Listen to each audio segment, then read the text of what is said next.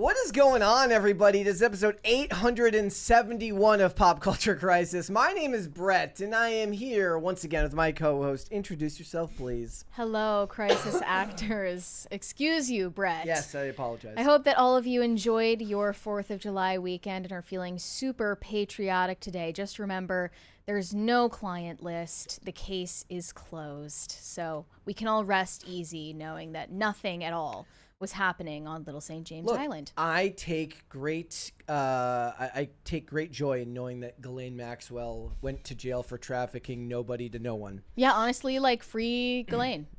Like, let's start a movement. Free Ghislaine Maxwell! Look, between that and Little St. James and Great St. James being bought in 2023, that just brings all of this to a close. Yeah, so, you know. Did anybody get a look in those manuals, those clipboards? What's going on with that? Nobody ever went there. It was a ghost town, really. Yes. Yeah. Nothing's going. See, this is what I said, guys. Just hate all politicians, and then stuff like this stings just a little bit less. I just thought I would get that out of the way before we talk about unimportant things today. Also, we have not forgot pierogies tomorrow. Yes. Okay. I have to issue my mea culpa, actually, because I was supposed to procure the pierogies. She was not trafficking pierogies across any state lines.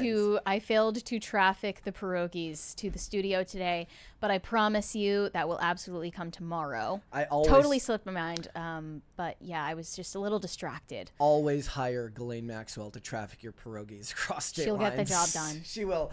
Guys, hit the like button on this video and subscribe to the channel if you are new here and you have not subscribed here yet already. Please and thank you. Oh, remember to what's up? Sorry, I just realized it would be nicer for us to eat the pierogies tomorrow because we're gonna have a guest on, and then it'll be a little feast for the three of us. Tate can have pierogies. Yeah. Pierogi culture crisis. We will see what he thinks about that. So, guys, hit the like button on this video. Subscribe to the channel if you're new here and you have not subscribed here yet already. Please and thank you. Remember to share these episodes out with your friends, your family, your loved ones, people in your life that you both love and hate in equal measure, especially the people that you hate, because then you can go down into the comment section of all of these videos and you can argue about it. One of the greatest ways that you can help this channel grow is to just sit and argue in the comment section. So you should go ahead and do that. So what are we getting into today? We got a bunch of stuff to talk about. It is a Monday after all, but there was a contestant. They are contestants on Love Island. Now we're not talking about the the physically disfigured one that we talked about last week. I mean, most of them are physically disfigured. But this is the racist one. Yeah. Last week was the physically disfigured one. This week is the racist one. Her name's Cierra,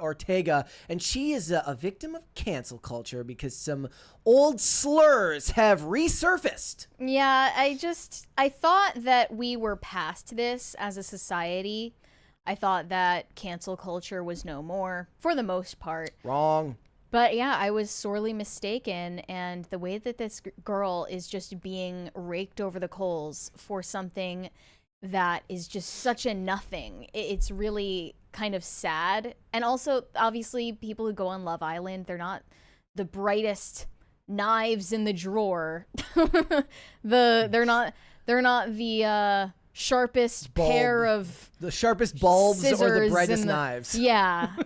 So I mean, it just feels kind of abusive. Yeah. It's like, kicking a puppy for peeing on the carpet. Like, she just doesn't know better.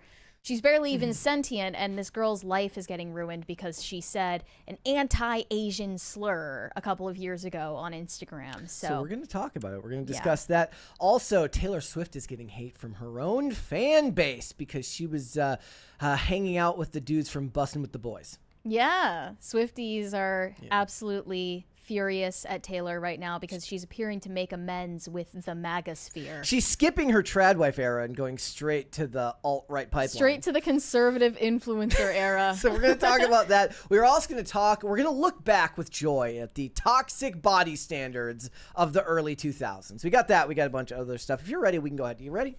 I think I'm ready. All right, let's go ahead. So, guys, it is Superman week. Of course, James Gunn's Superman movie comes out this week. I am going to see it on Thursday, and Hollywood is doing what Hollywood does best whenever a movie like this is coming out, which is to work in tandem with the journalists to give you articles and stories that make you want to do literally anything but go and see this movie. They're working very hard at this. Yeah, we're just days away from the release of Superman, and James Gunn isn't doing doing any favors for the movie's PR, but also, of course, journalists never do any favors either. They're eager to It's a group effort. bait him. Yeah, definitely. It takes team effort to make headlines like this one happen.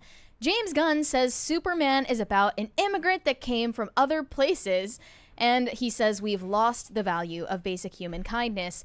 Yes, it's about politics. So this is from an interview that he did with the Times of London, and people have cherry-picked a lot of different quotes. Lots of cherry from picking. it. But also there was a lot of editorializing done by the author of the piece, Jonathan Dean, and He went out of his way to write long soliloquies Yes. about why this movie is going to be so great, knowing for a fact that the people that were going to read it were going to hate literally everything that he wrote. So here's what James Gunn actually said.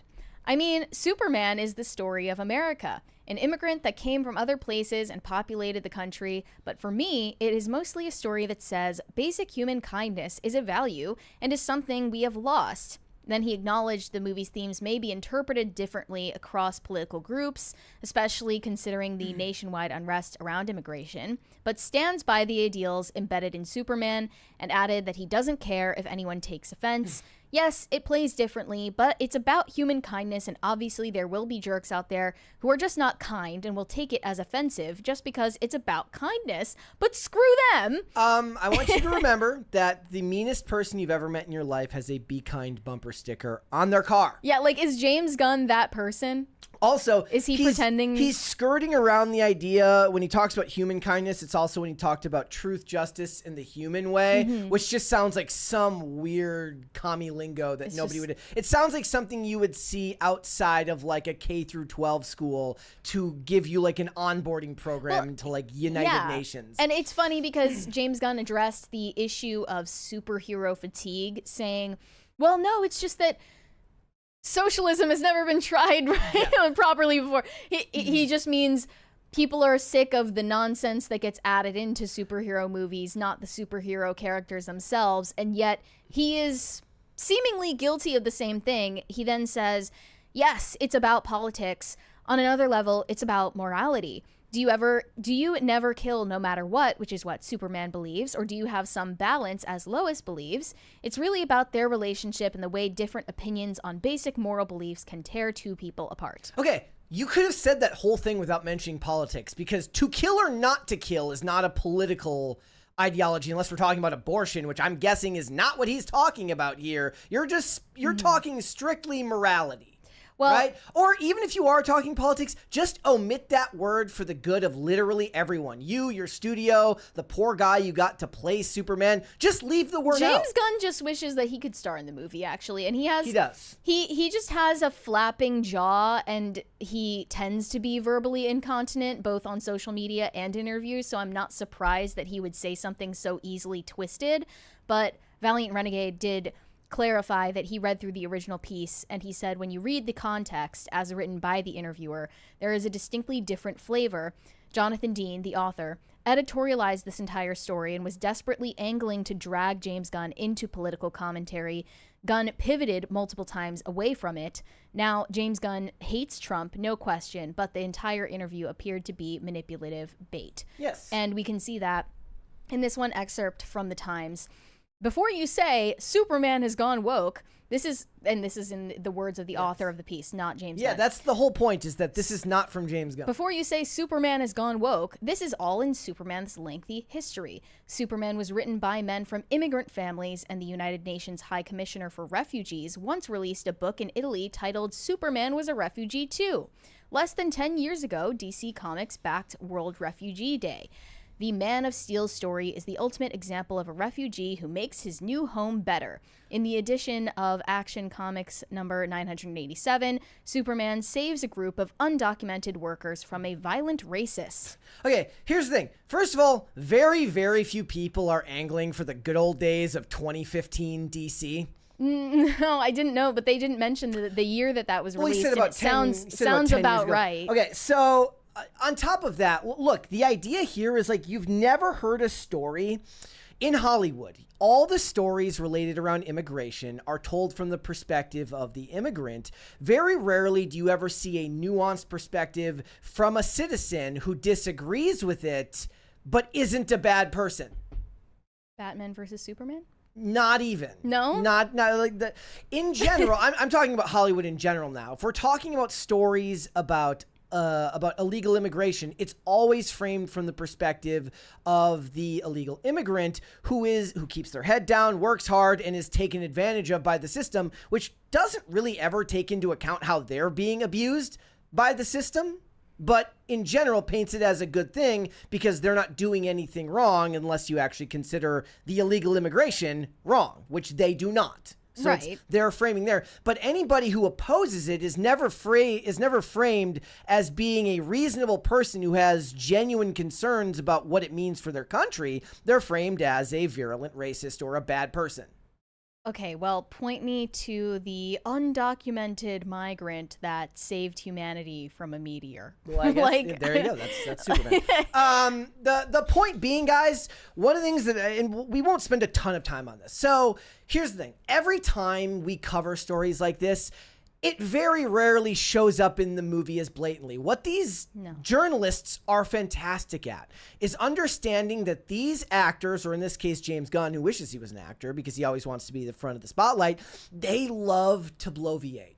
They love to talk about themselves and their art, and they love to go off on tangents, no matter how tangentially connected it is to the actual material. Now, will all of this story come out in a ham-fisted way in the movie? Maybe, maybe not.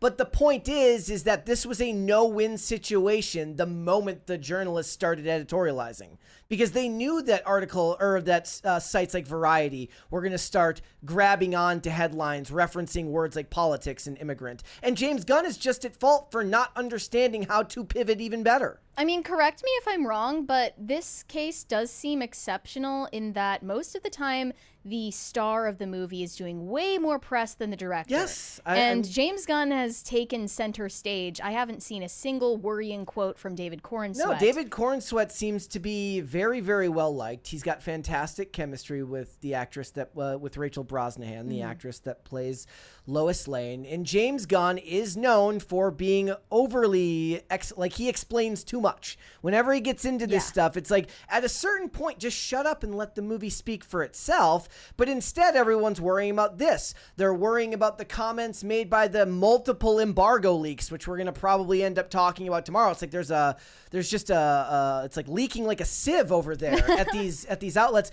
And then also he says, it's nonsense to think that Superman will flop if it doesn't make $700 million. Yes. Here's the thing. You could just spend any amount of money on a movie, and money's just like, what is money really to a communist? Like, it doesn't matter, right?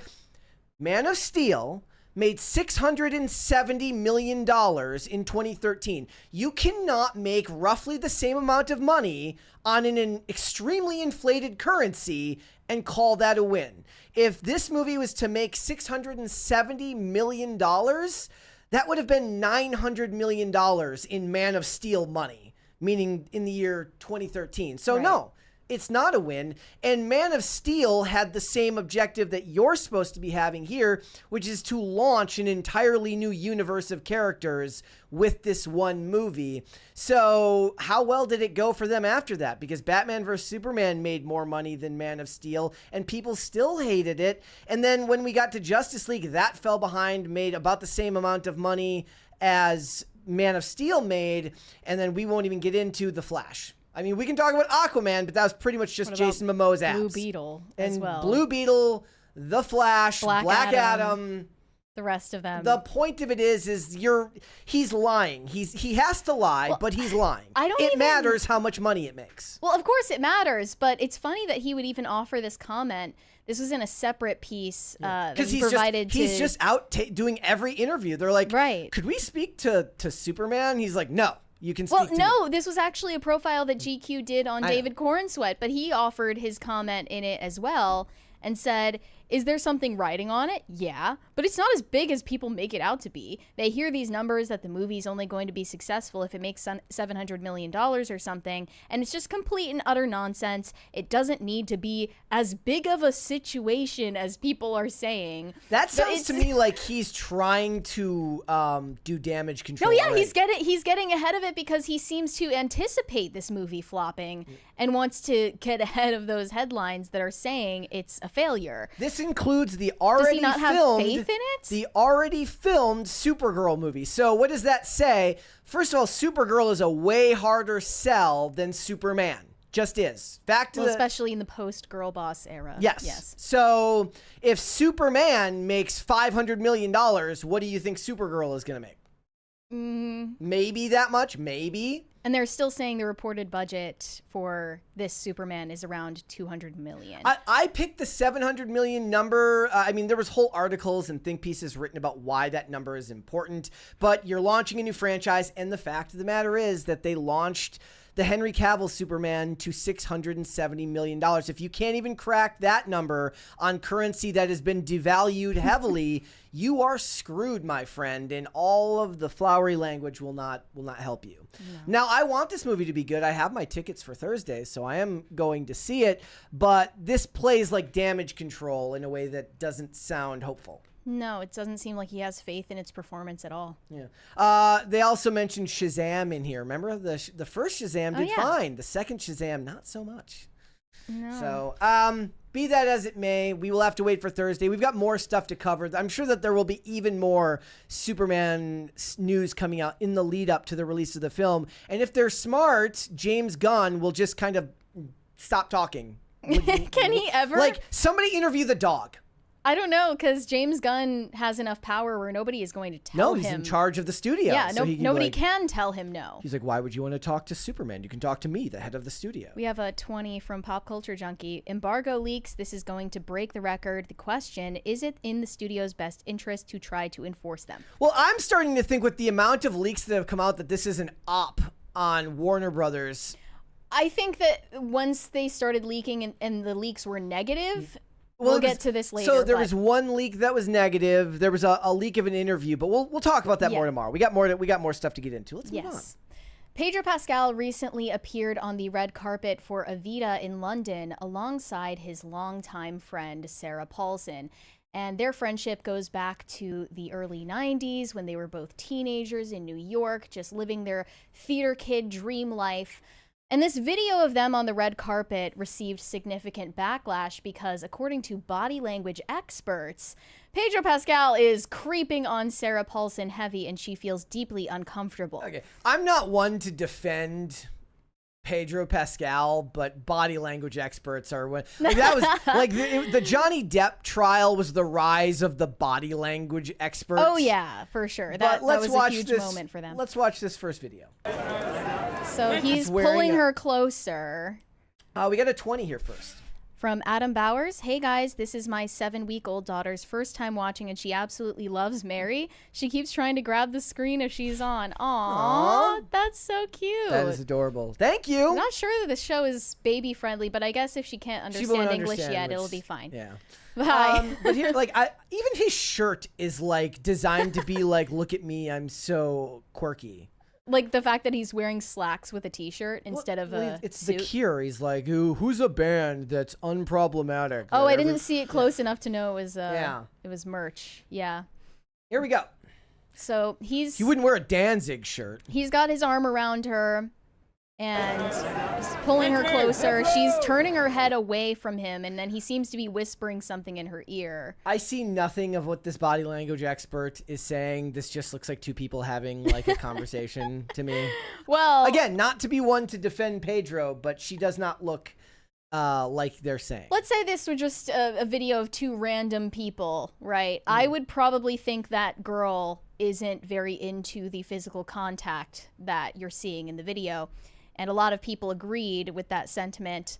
However, is it because her head is arched away? Yes, that's mostly it. And the fact that she's not making eye contact when he's trying to talk to her. But there's another angle from the red carpet that a fan of Pedro Pascal posted that I would like to show. But that's just like, okay, as somebody who is deaf in one ear and has had to have this happen multiple times where I have to have somebody like say something directly in my ear. You do not make eye contact when somebody's talking in your ear. But she's not half deaf, so that's kind of irrelevant. But the point is like they're in a loud room.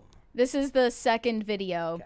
It seems like you can't hug your friend of more than 20 years because on Twitter they're going to call you a rapist for 3 seconds of a video taken out of context. Stop calling Pedro Pascal a rapist or a creep. He is not. This one here? Yes. So in this one, he's going even heavier on the physical contact. Like, from this angle, he always seems like really, really excited. For somebody who claims to have social anxiety, he always seems really excited to grab people. He has Justin Baldoni energy. I'm gonna say it. Touchy-feely. Yeah. He's a hugger. I don't get that from her, but I get that from him. He's a hugger. He's super touchy-feely. You can also tell in tons of interviews that he's done, he gets very emotionally intimate with people when he's basically strangers with them, let alone a friend of his for multiple decades. But even despite all of the negative response to this video, just a day later, Vanity Fair published a piece that was a retrospective on their entire friendship. Sarah Paulson and Pedro Pascal's beautiful friendship, a timeline. Pascal and Paulson's close relationship dates back to when they were both teenagers in New York in the early 1990s. So, maybe this is just how they are together and we're not clued in.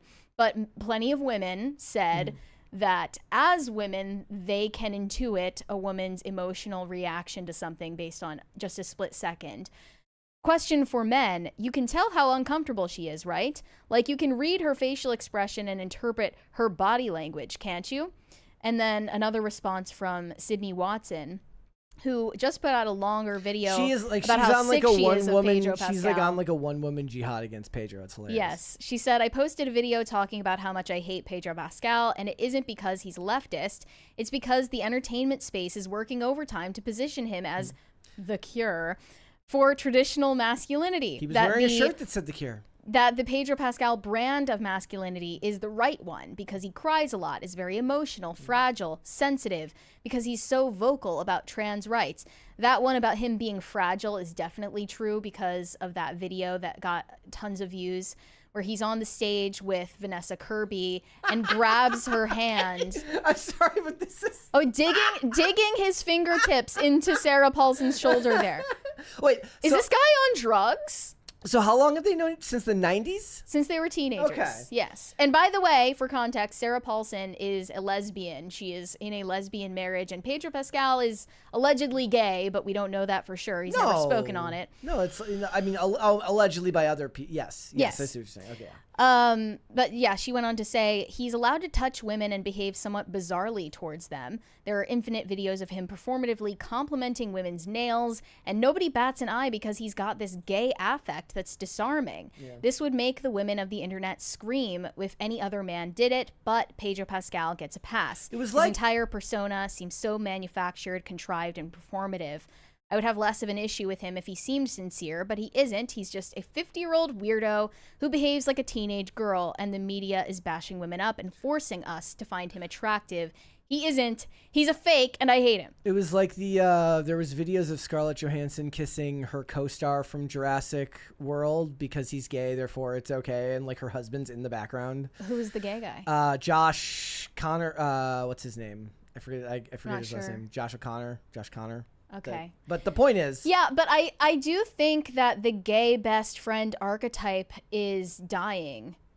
And it's not because of the right wing. I think it's actually because feminists have finally wisened up to what gay men really are intending when they have close relationships with women. They usually, and the stereotype goes, gay men are the ones who encourage the straight women in their lives to go down self-destructive spirals as entertainment for them. And okay, this is like him gas women up into doing psychotic things. This is him, to me, whispering in someone's ear. This is a whole nother story. Yeah, I don't know where is he grabbing below the waist? Like that's a level of and look at her face, okay? So she's like angling her head away from him in that part. to me, it's like it plays a little bit different if they have known each other since the 90s. If this is somebody he just met, that's even weirder, right? But like I said, this is the type of thing where it was him grabbing Vanessa Kirby's arm at one of the Fantastic Four events, right? And all of the comments were basically like, "Well, he has social anxiety disorder, and he has to do this." What does that even mean? Be an adult? Yeah, your coping mechanism should never involve touching people. Another one. Oh, also because it puts you in a position where, like, what if you're like, I don't want you to touch me?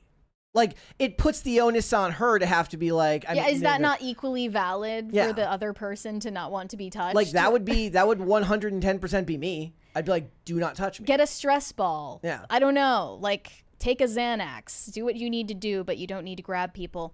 The easiest way for a man to get unrestricted, unpoliced access to women nowadays is play the role of queer-coded queen feminist male. Gullible women let down their guard. While usual media scrutiny is erased, all actions are written off as that of the gay bestie. But the bitch of it all is that Pedro Pascal isn't even gay. Like, at least not that he has ever admitted to. He still at least wants people to assume that he is straight, maybe because that makes him more marketable to his largely female fan base. But I think that feminists in particular are turning a scrutinous eye at gay men who want to be enmeshed in women's lives. And Pedro Pascal is just one archetype of the gay best friend that is viewed with suspicion nowadays. I think rightfully so. Again, this would to me this would play also a lot different if it was somebody that he didn't know super well. But I guess I'm supposed to. He does this to everybody. I'm supposed to believe that because it's Sarah Paulson and they've known each other since the 90s, that there's a level of physical familiarity there. He does this to everybody. Yeah. It doesn't matter how long he's known them. I remember the Vanessa Kirby one. He like grabbed her arm. That was Vanessa Kirby. But then if you read through the interview that we talked about, I believe last week with the journalist that he had just met. He was already trauma dumping with her. Yeah. Then they touched wrists because they both had tattoos dedicated to their mothers. He's a touchy-feely, overly emotional person. Correct. Maybe he's just Italian. We have yet to find out. But thank you, chat. I don't really think this comes down to cultural differences unless we're talking about gay culture. Yeah, he has positioned himself as an ally, as an activist, as a male feminist. He wore the pink pussy hat. He's done all of the performative actions that you need to perform in order to, as they said, get unrestricted access to women. Yeah. I think people are right to point that out. Jonathan Bailey, that's who I was thinking of. I'm sorry. It was Jonathan correct. Bailey that she was, I don't know if anybody in the chat mentioned it, but yeah, like they were, this was like pointed out that this happened at like multiple premieres and her husband was like just off screen in the background. Yeah. Ariana Grande also took selfies with Jonathan Bailey where they were like laying down together. Yeah. And that was because he was on Wicked. And people were like, I wonder how Ethan Slater feels about this. Well, you can't say anything because gay men get to do whatever they want. They literally have just carte blanche authority to treat women however they want, call them bitches, touch them inappropriately, just based on the assumption that they're not sexually attracted to these women. It doesn't matter. You shouldn't get to speak to women or touch women in ways that a straight man wouldn't be. I'm just thinking about how it would play as somebody who would not want to be touched randomly. Like then the onus is on you. Like, oh, what are you, a bad person? You don't want to help him while he's going through his self-imposed anxiety from being in public, his self-imposed public anxiety because he chose to be an actor. Yeah, I just don't buy that. Like, you are on camera constantly. You love the spotlight. He's probably making that up too. Sounds like a front. It's a facade. Well, he's again, like, I'm a little small bean. If there was a Me Too case someday, it would be massive, given the size of examples of him going around and touching the women at the events. Yeah, and I know it's a joke, but people keep saying, can someone please just Me Too this guy already so we don't have to hear about him anymore? And I'm like, I kind of agree, and he does give me Justin Baldoni vibes. I know Justin Baldoni was falsely accused, of course, but it makes sense that he rubs people the wrong way because he tries to, get in people's personal bubbles. He tries to engage with them on a deeply emotional level that they're not prepared for, which is actually unprofessional, and it backfired. For as far as stuff like this goes, until a woman comes out and actually says, like, it made me uncomfortable, this will keep happening. And otherwise, it's just body language experts saying that her head was tilted at a 35-degree angle, therefore right. she felt uncomfortable, which is not science, it's not anything. And the sum total of the evidence makes more sense when you think about it in context of just how many times it's happened or how many examples there are of him on red carpets doing stuff like this. But it doesn't really matter unless somebody comes out and actually says that it makes them uncomfortable. It's just speculation.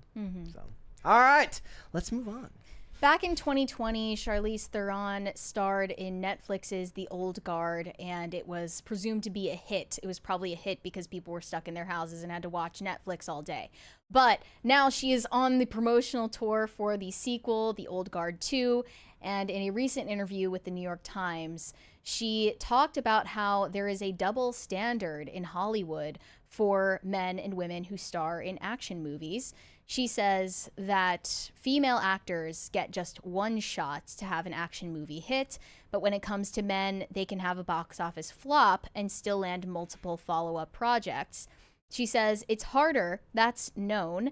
Action films with female leads don't get greenlit as much as the ones with male leads. I think the thing that's always frustrated me is the fact that guys will get a free ride. When women do this and the movie maybe doesn't hit fully, they don't necessarily get a chance again.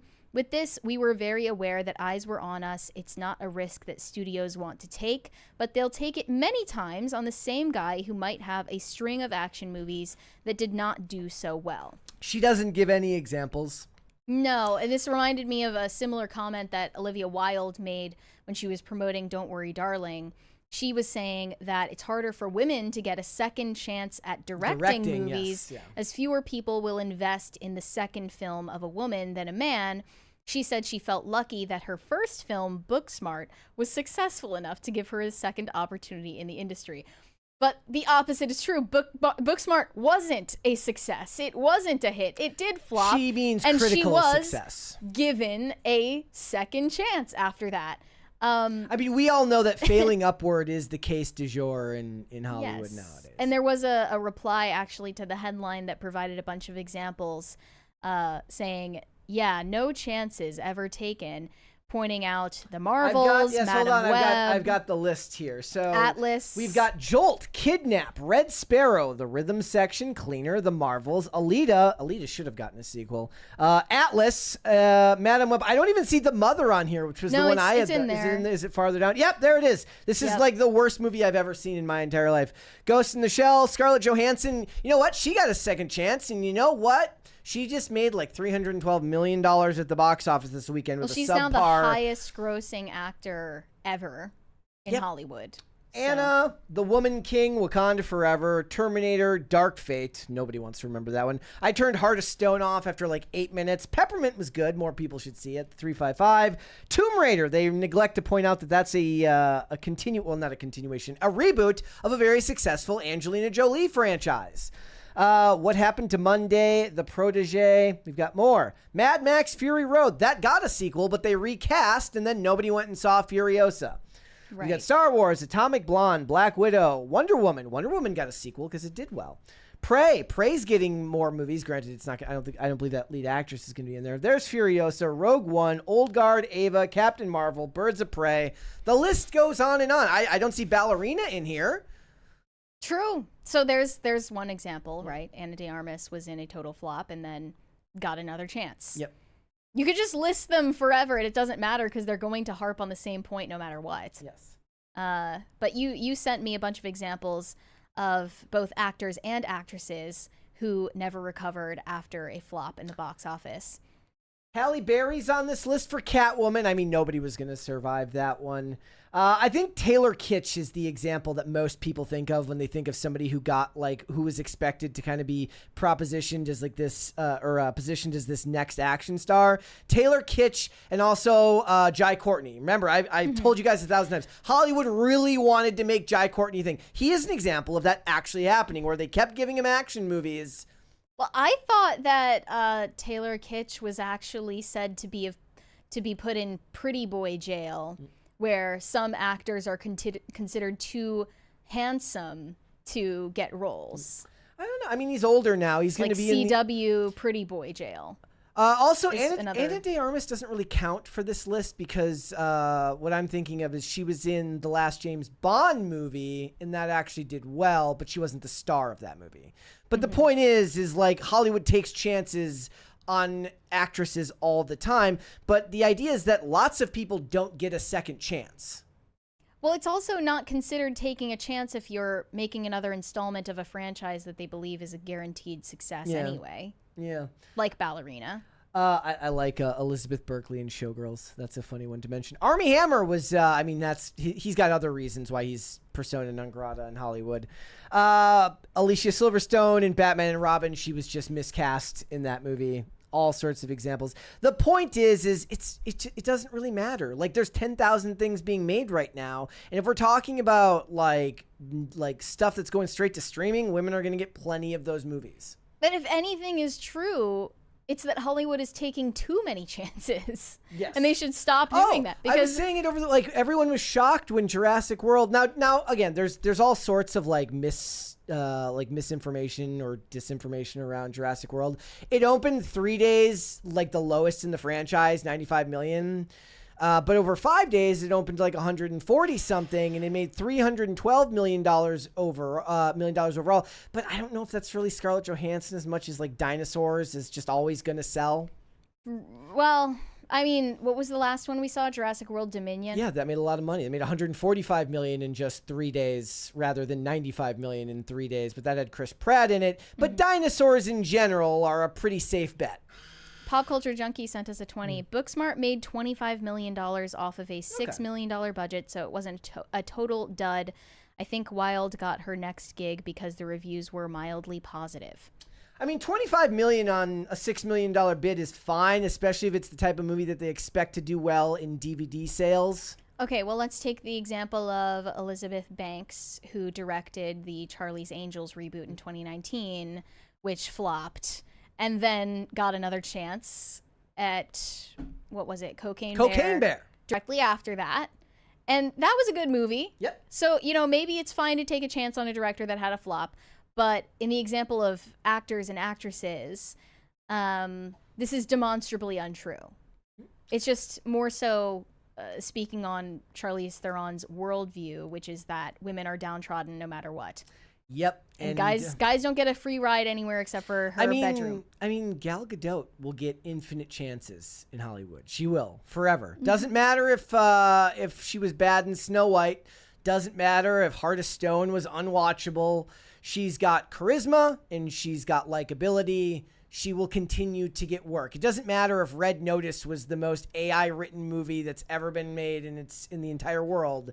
She's still going to get opportunities. It's always going to happen. Well, sometimes talent gets multiple opportunities because of just momentum. Zendaya is a perfect example of that. Like, I don't think of Zendaya as a box office draw. She just happens to be in tons of movies with ensemble casts that do well. Yeah. And they want to credit her for that. It doesn't have anything to do with her or her star power for certain, but it's just memetics at that point.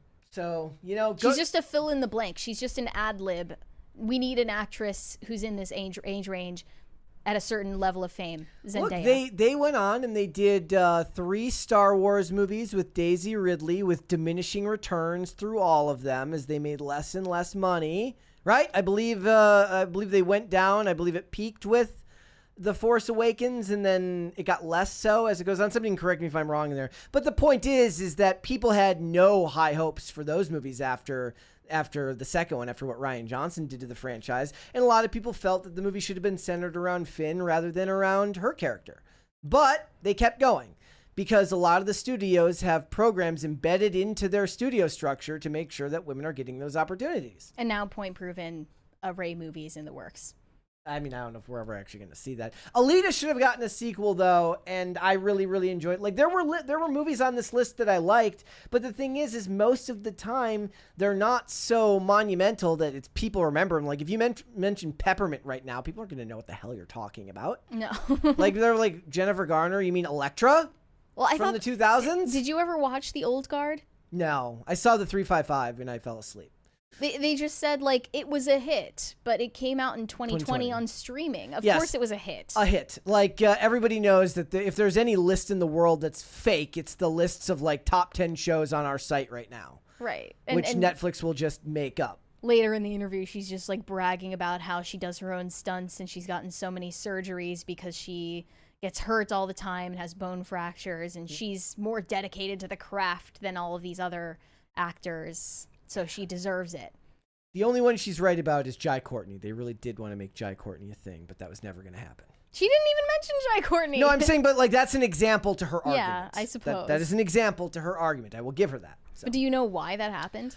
Oh, that's a good question. I mean, I don't know if it's like the thing was is it like, a Pedro Pascal situation where it was just like we have a lack for this? I mean, I guess like I never really thought of like when I think of him as like in the things that I liked him in. Like when he was in Suicide Squad, he wasn't the lead. When he was in Jack Reacher, he wasn't the lead. It was Terminator where they expected him to be a lead, and I forget the other one. But the point is he was showing up in all of Die Hard, and all those movies were just not going to do well because it was a Terminator movie that wasn't 1, 2, or Terminator: The Sarah Connor Chronicles or Salvation, and it was a Die Hard movie that wasn't the first one or the second one. So they were in like aging franchises that were already on their way out. So it could have been a lot of reasons those movies flopped. It wasn't necessarily his fault, but he was attached to them. I just chalk it up to sometimes a power vacuum. Yeah. Like sometimes the Hollywood just has a power vacuum for a male lead or a female lead and just spits it out algorithmically. Yep. All right. Let's move on. What would you like to see? Cringe or cute of the day? Let's see cute. Cute first? Okay. First. All right. Here we go. This one's from Michael Benedict. It says, hello. I managed to get a photo of all 3 of my cats. Kalani is the calico. She is my 13-year-old girl. Timber is the tuxedo and a 5-year-old boy. Ivory is the black 1-year-old kitten. Love the tuxedo. They're also even as a bow tie. They're also dapper. It looks like the cover of a sitcom. I like the head tilt. Yeah. On the tuxedo. He knows he's a model cat. All right, let's do cringe of the day. Remember, guys, if you want to submit your I almost said cats. If you want to submit your pets for a cute of the day, hashtag PCC Pets and tag me in there on Instagram. Pictures, not videos, please. All right. The cringe is pretty bad. Okay. So it says, seeing how many times I can make my boyfriend film this video. So the point of the trend for context is how you decide on home decor, and the joke is like the guy wants the ugly thing and the girl wants the pretty thing. This is the thing they're trying to film right now. I wanted this. Wait, do it again. I forgot to hit start. Try again. Same thing? Mm-hmm. I wanted this. Wait, you got like way too close to the camera. Okay. I wanted this. No, you're like holding it weird right in front of you. I wanted this. Not like a football. Do it. She's a bad person. It just... And keep it the other way. Just like don't stick it out as far. I don't think. I wanted this. The tag's showing.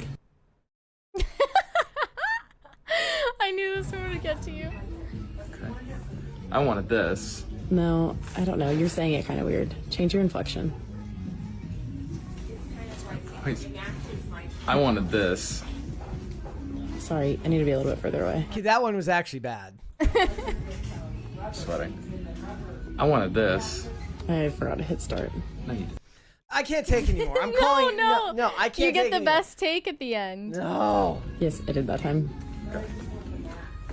I wanted this. I'm not doing it. No, try. Come on. Just like a couple more times. I just feel like No, you're not giving it your stand up best for shot yourself. right now. I wanted. You dropped it. Pick it up.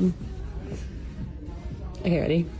Awesome. I wanted this. No, come on. One more time. You can do it good. I wanted this. Perfect, Billy. Really, really good job. You did great. Oh, is that like 37 takes? He's got like Zac Efron physiognomy too. Like he should just dump her and leave. You can do better, King. He can absolutely do better.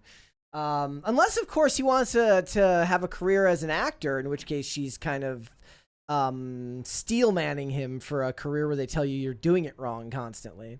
Yeah. But I'm not going to give her the benefit of the doubt. She's a horrible person and she deserves to die alone. All right, let's move on. I was under the impression that we moved past the peak of cancel culture, which most people agree is around 2019 to 2021, maybe 2022. And everyone is talking about this cultural vibe shift. And everyone woke up one day and said, we don't like woke anymore. But the evidence shows that is demonstrably untrue. In the most recent episode of Love Island USA, one of the contestants went up to announce her departure from the show following backlash from a resurfaced post of hers on Instagram from years ago in which she used an anti-Asian slur. And when you see the source of this controversy, you will understand how flimsy the accusation truly is. You could have told me that she said anything, and I would have believed you, but it wasn't this. So here was the original post. She said, "Botox isn't for everyone, but I love it for me. I'm incredibly expressive with my face, and I catch myself frowning for no reason throughout the day when I'm focusing on something or thinking too hard. I can also be a little chinky when I laugh/smile. So I love getting a mini brow lift to open my eyes and get that snatched look. This is not me encouraging, but more so sharing." So people took offense to her use of the term chinky to describe the fact that her eyes squint when she smiles. This was years ago that she even posted this. How old? I believe 20. a few years ago. Okay. That she posted this originally. And these posts got circulated around Twitter and caught the attention of producers on Love Island, and they confronted her about it. And although she didn't apologize directly for what she said when she made her departure from the show, and it wasn't explained, we can safely guess it was a pressured decision.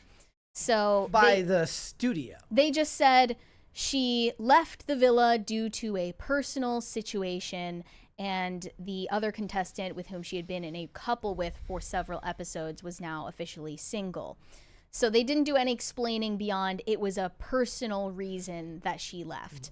But interestingly, earlier in the season, just a couple of episodes in, another contestant was kicked off the show for similar reasons. There were clips of this other contestant named Yulissa using the N-word while, I think, rapping. Like, she was quoting song lyrics from a rap song and said the N-word in an old podcast, and she ended up getting kicked off the show and issued a personal statement. She said, "I want to apologize for using a word I had no right using. Podcast clips from years ago have resurfaced, and I want to address it directly. I used a word I never should have used, a racial slur. I used it ignorantly, not understanding the weight, history, or pain behind it." And just for context, this is a post from June 2025, not from June 2020. I thought that we had progressed as a culture past the point where we're posting an Instagram apology to a mob of people with pitchforks and torches. But we haven't. Together, they should create their own reality show with Mickey Rourke. Yeah, Mickey Rourke also, like, he got kicked off of Celebrity Big Brother for making comments about JoJo Siwa's sexuality when, I guess, in reality, she wasn't a lesbian at all. But people are also pointing out another contestant named Huda had also posted TikToks mouthing the N-word to a rap song in the past. And not only is there a double standard, there's just no standard at all. Now, this girl, Cierra, her name is Cierra Ortega. She has been quietly, I think, kicked off of the show and is now detached from the social media backlash. Her parents have taken over her Instagram account to speak for her because this has gotten to a point where it's millions of people dragging her and tearing her apart, trying to ruin her life.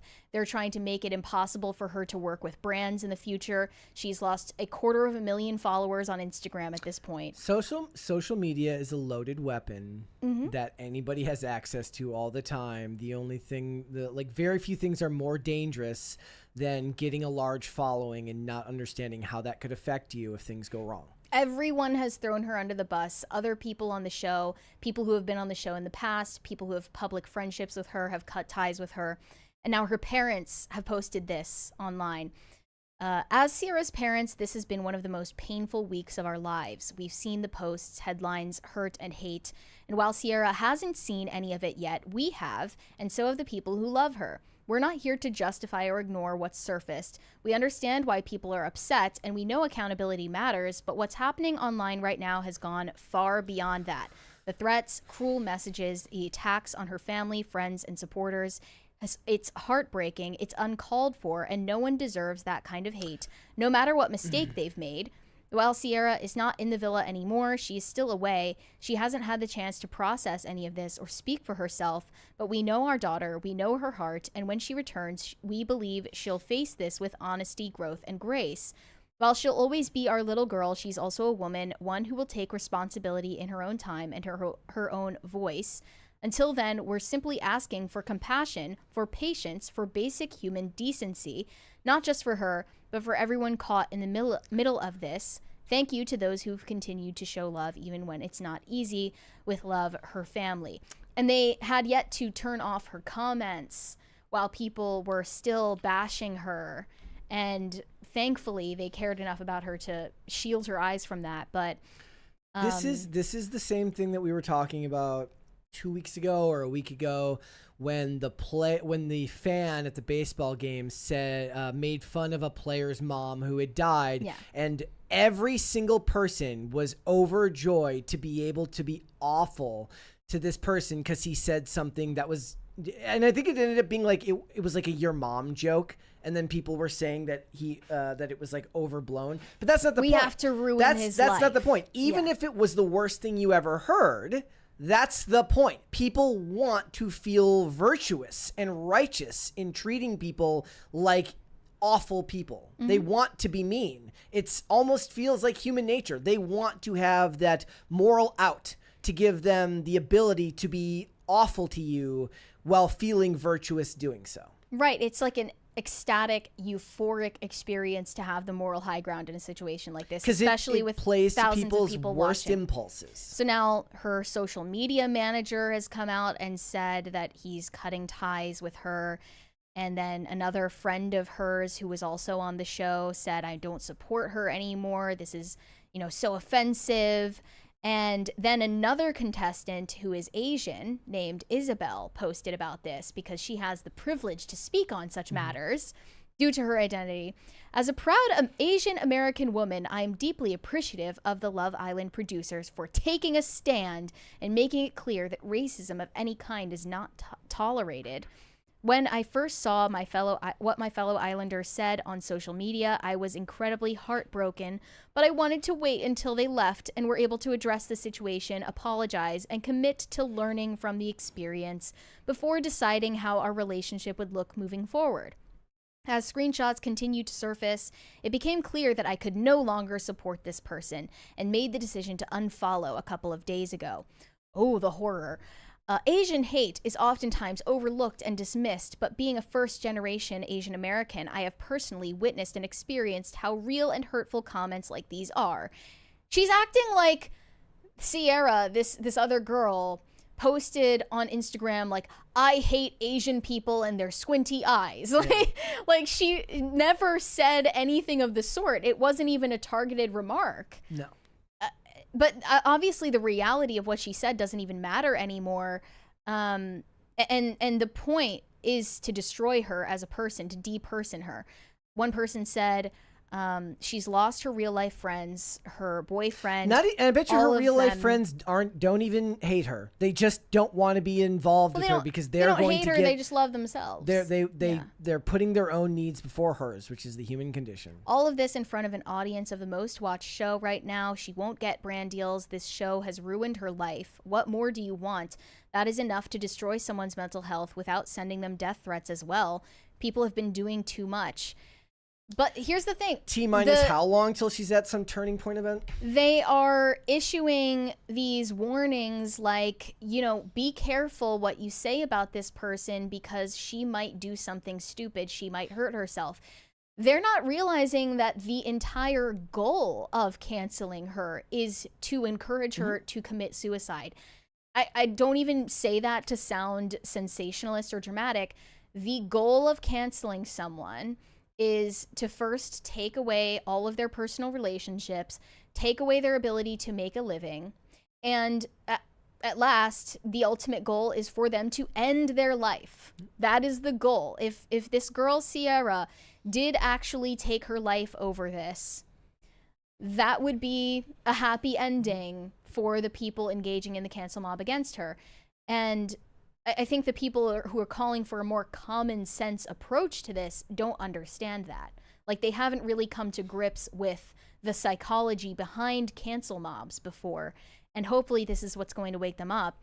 But this reminded me of a thread on X that speaks about this general problem, which is being propagated by women, mostly against women online. And it says, we need to have a serious conversation about snark and the deep-seated parasocial contagion influencing women today. I do hate snark more than just about anything else on the internet. They're not just talking about a snarky tone. The word snark has now taken on a new meaning. Snark is actually a verb.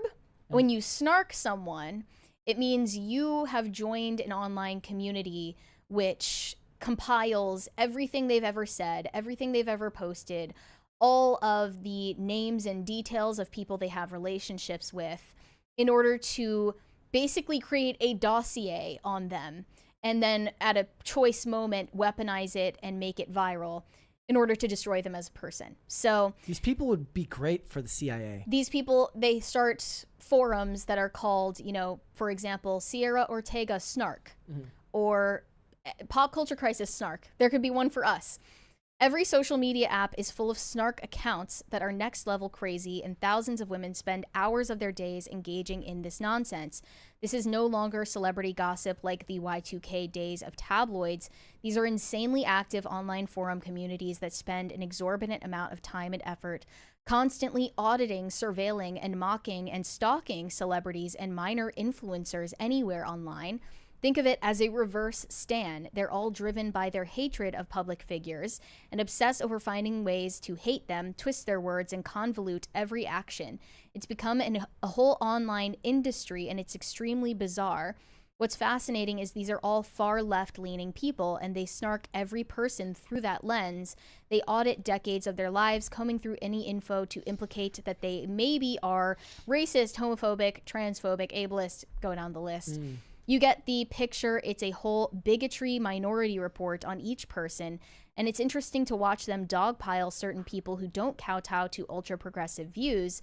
They work to manifest smear campaigns that almost immediately end up viral on Twitter. They even mentioned Blake Lively as an example of that. So my whole thing is, why are they obsessed with these public figures being pure in their eyes, even auditing an actress who is 50 years old? Will they immediately disavow their fave if they're caught doing or saying something unwoke? Basically, this giant gaggle of women online are acting as brown shirts to control which famous person is approved or not. While leftist men are streaming and yelling into podcast mics, the women who are in online knitting circles, patrolling the internet and any celeb media, making sure that anyone who steps out of line is immediately brought to judgment and execution. And if you find the snark forums on Reddit, you'll familiarize yourself with the way they operate. There are also other forums. I think LolCow is one of them that's dominated by women.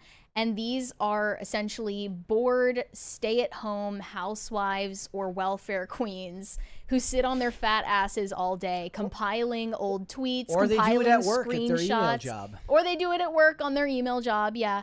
And this is not just like their hobby that they engage in shamefully. It's like an entire job to them. And they believe this is their calling. This is their vocation. Look at the to mom. expose people, even not just celebrities like a Blake Lively. No, like someone who's a nobody, basically. Policing others' actions is the calling of the modern day leftist woman. Just look at Facebook mom groups.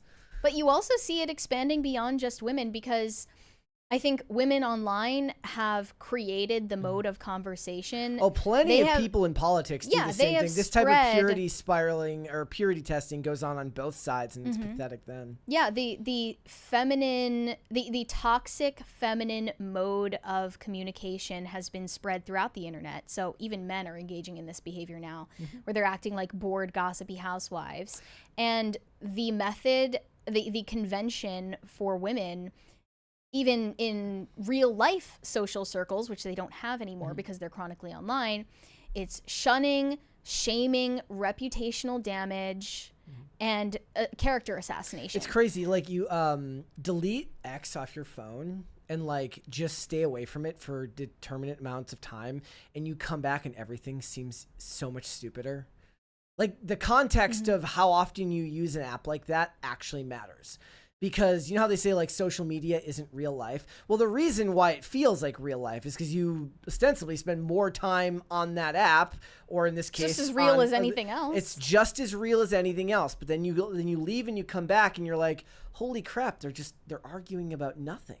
Yeah, they're arguing like nothing. Like when I came back and people were arguing about Superman, or they're arguing about this and this. I'm like, sure, I have opinions, but I'm not going to argue with people about this stuff. I'm not even going to argue with people about the Epstein list stuff, because you're playing a spectator sport that you have no access to.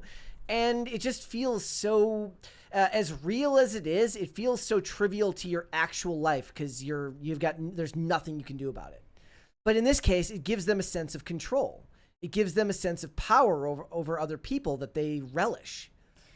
Well, I just watched, I rewatched Mean Girls the other day. And there's this point in the movie where the burn book is exposed to the whole school. And what the Mean Girls had been writing about their peers was now, printed out and thrown all over the school hallways. And then the teachers embark on finding out who did this and why. And when they ask a guy what his opinion is, he tells everybody, well, this stuff was written by a bunch of mean girls who are bored with their own lives. That's it. Have you ever seen the memes? So, I mean, you would find this kind of social dynamic in real life, but it's now been concentrated online. Have you ever seen the memes where it's like, when I ask my boyfriend details about something from one of his friends, and it's like, I don't know, didn't ask. Yeah. Like, guys just aren't wired this way. Well, they're not wired that way naturally, but when they engage mostly in online communication, they conform themselves to these forms of, shunning, shaming, character assassination, blacklisting, the rest of it. And they engage in the same sleazy, I think what Tucker Carlson called it with his interview with Ted Cruz, this feline, sleazy feline tactics of underhanded social shaming. Yeah. And it's observable in mostly female online spaces, but you can see it anywhere now. Yeah, I can't bring myself to... I can't bring myself... I think I saw you put like the Destiny post about the kids in the flood. Mm-hmm. Like that's what happens when you have to pretend to be an edgelord and you spend your entire life online. Yeah. No. Just reject it. Go out into the real world. I'm telling you, delete X off your phone. You can still check it. You can still use it at night. Go and check your account or at work. But for the sake of your brain. Thank you, guys. Yes. Hold, please.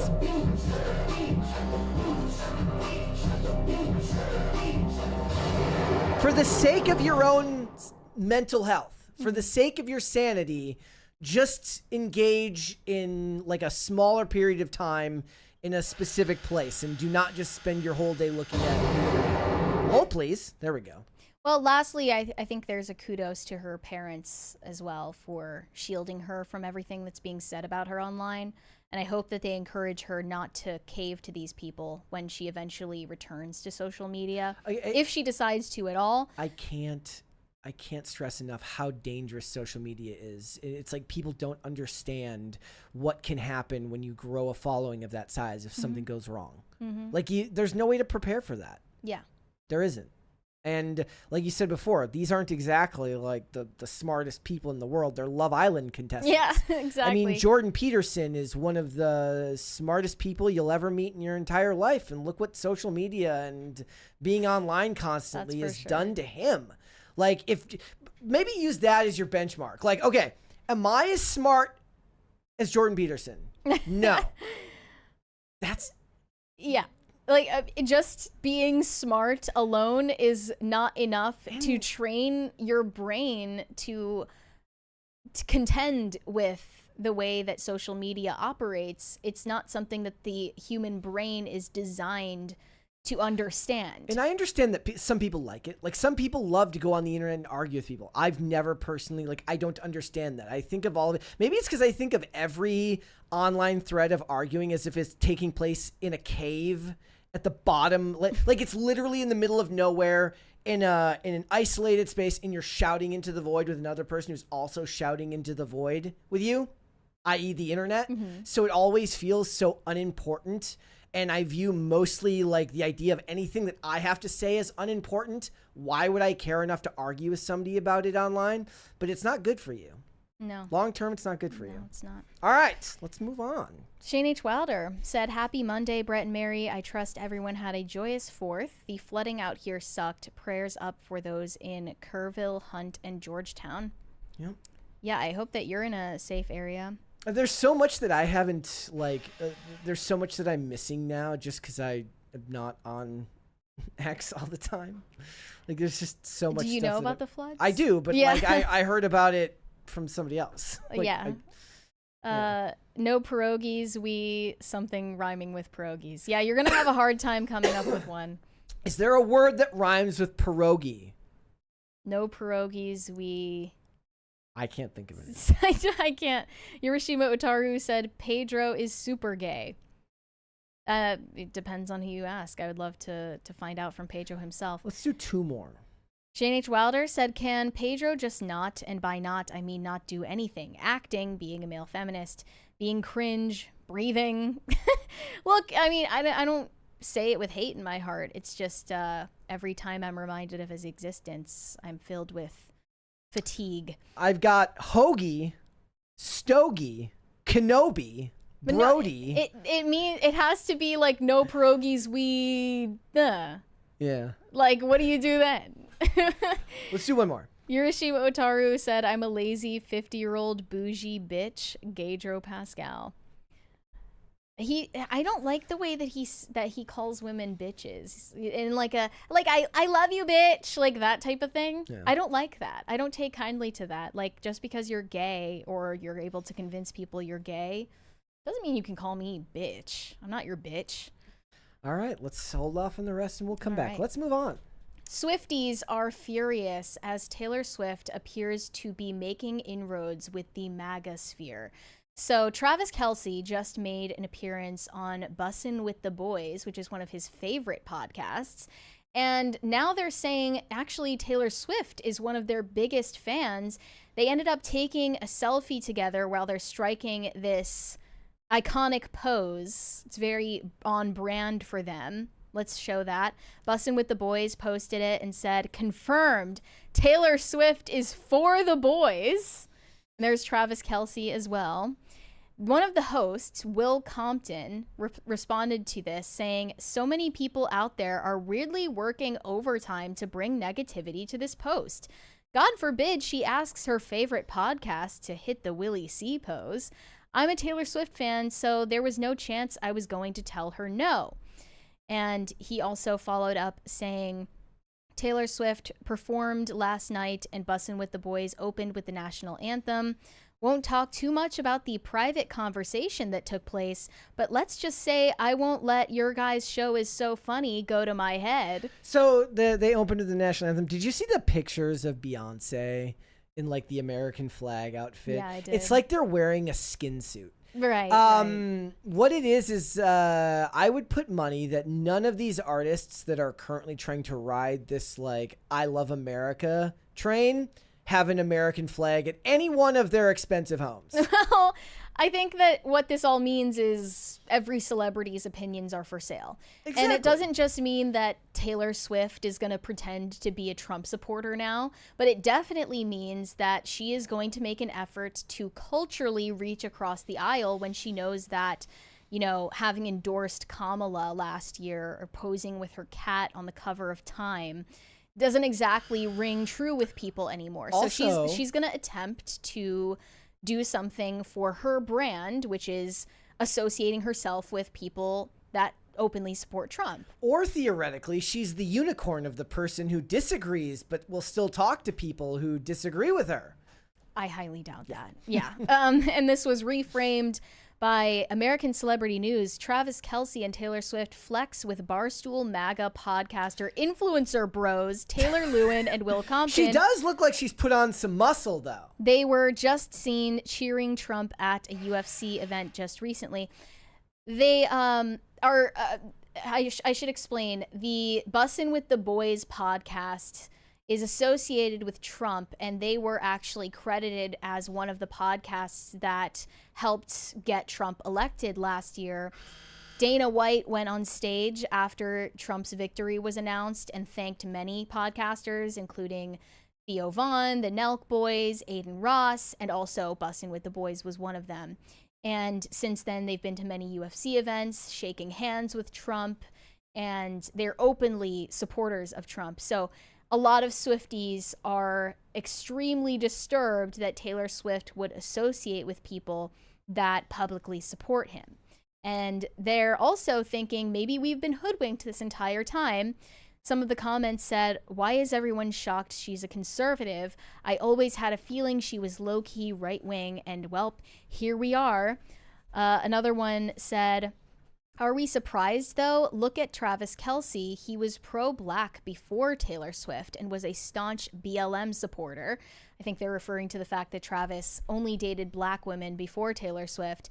Now they're both on the high horse for MAGA. We should have seen it coming. Just proves to you how little you have to actually be associated with a movement to be apparently a high horse part of the movement, because none of that is true. She's so white woman core. It's hilarious. They said Selena Gomez got more backlash for crying for her people because she isn't Mexican enough. Her people being and Californians. Is a millionaire. And this is cool. It's disgusting, especially being friends with Selena Gomez. OMG, a white billionaire woman with a ton of carbon footprint and silent on every topic but white feminism supports Trump. How shocking. Another one said, "Some of you have never seen Miss Americana," and it shows. They're referring to her Netflix documentary where she became politically outspoken for the first time. And they're all saying basically that either Taylor Swift has been a crypto conservative this entire time and perhaps secretly voted for Trump in 2024, or she has suddenly shifted her opinions under the influence of Travis Kelce. But wait, that doesn't make any sense, because they're saying that that other post said that it was her that changed him. Right. So they're like, is this like opposites of opposites attract? I have no idea what's going on here. My politics are whatever this isn't. The explanation for her association with these podcasters is going to be whatever is most convenient for the people hating on it at the moment. So it's either that we can frame her as a victim of Travis Kelce, who is brainwashing her into being a trad wife, or she is actually the villain in all of this, and she is influencing Travis Kelce to become unwoke. If somebody was smart, it could never mean that they're just smart, professional, mega wealthy people who associate with other smart, wealthy, and super successful people. If SNL was still relevant, they would have her on as a guest star, and she would have a bunch of MAGA merch behind a bookcase, like in a hidden room behind a bookcase. Yeah, like what is that scene from? I think it was like Father Ted, where he has all the Nazi memorabilia, and he's like, that's what it would be. Didn't expect you to see this. And in this skit, what happens is like somebody asks to read a book from her bookshelf, and they accidentally try to pull a book out, right? And it opens up, and it's just full of MAGA merch, and there's like a Trump cell phone there. So she was controlled opposition the entire time. When she posted her long Instagram essay in support of Kamala last year at the last minute, it was actually in order to cryptically support Trump somehow. Wow. Even though earlier this year Trump said that she is becoming less hot because she didn't support him in the election. Well, he's going to feel bad if he finds out since. later that she secretly wears a MAGA hat to bed. Yeah. And he's like, I take all of it back. She's actually the hottest woman on the planet. He's like, when they go to bed, she tells Travis Kelce the MAGA hat stays on. I mean, I thought that was Trump pulling her pigtail the entire time, to be honest, because she's totally his type. Yeah. He's looking looking to settle down with another billionaire after he gets out of office. I don't know. Like, do you think she can live this down? Yes. Another one said Taylor Swift is adding another MAGA trophy to her collection, hanging out with Trump supporter Chase Rice. Who is Chase Rice? Yes, she will live this down. None of this matters. Well, I don't know, because, I mean, if these Swifties are dedicated to her not because of her music or her, anything that she's selling them, and they are actually fans of her as a person or who they believe her to be, and this shatters that illusion. You know what it is? That could actually have a detrimental effect. And the interesting part of them posting the picture with Taylor Swift is it's bad for Taylor's brand, and it's also bad for Bussin' with the Boys brand, who have a predominantly male pro-Trump audience. They're not going to like that they're hanging out with Taylor Swift. Yeah, I mean, so it doesn't go well for anyone involved. Like, they were talking to Travis Kelce about retirement, and he's an athlete, and that's different. He's about as famous of an athlete as you can get right now. I remember Taylor Swift getting hate for taking a selfie with David Henry last year, actually, at another football game, because David Henry is an outspoken Catholic conservative who happens to still work for Disney. All of this stuff is just like, it's the consequences of the world being too connected and your friend group no longer being, relegated to your phone contact list, but checkable followers that you are following tabs that you have on social media. Okay, do we believe that Taylor Swift actually said, like, I love your podcast, I'm such a big fan? No, I imagine that she had an assistant who gave her a briefing on what it was. Right, you brought up like, that she's busy. Does she have back in time? 2023, someone allegedly found a bullet point sheet that was given to Taylor about Swift different in the football box plays to teach her about football so that she would know how to react on camera when things happen in the game. And there was also the dubious what this PR plan for their breakup, which never ended up happening. I think she's actually the descendant of that lady, Zena LaVey. The Zena LaVey. The high priestess of the Church of Satan. This Satan. is to get the right-wingers to stop looking into it. It's all a distraction. It's all a distraction. She's about to she's going to raise Satan again, and Moloch is on his way, and she's like, I have to distract them, otherwise they're going to expose me. She's a clone. She does look like she's been working out. See, that's the thing. I think, they say that working out is a right-wing activity. I think she started dating a pro athlete. She went to the gym a few times, and the MAGA muscles just started coming in. It's just like, if you listen to everyone and take everyone at their word, you'd believe that Taylor Swift is a crypto MAGA trad wife and also a leftist extremist At the same time. Who likes to bake. Yeah. I don't know how she times to bake in between being on the alt-right and the alt-left. Sorry, tubular left. I think she's more normie than anyone gives her credit for. She just doesn't engage with this discourse. I'm down for that. She probably met these podcasters not even being aware that they had Trump on their show. Like, I doubt that she was aware that they are pro-MAGA or that they even spoke to Trump. Yep. She probably just knows, like, oh, like, this is a podcast that my boyfriend likes.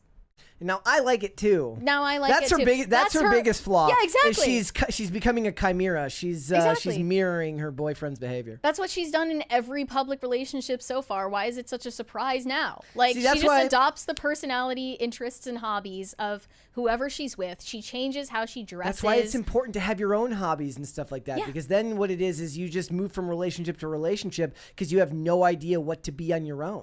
Right. And everybody's known somebody like that. Guy or girl, you've known somebody who just goes from relationship to relationship and they just kind of become mirror images of each other because there's nothing there. Well, there's now a contingent of Swifties who believe that she would have been better off staying with her forever boyfriend, Joe Alwyn, the British flop actor, because he would have never allowed this to happen because he's an ally and a male feminist.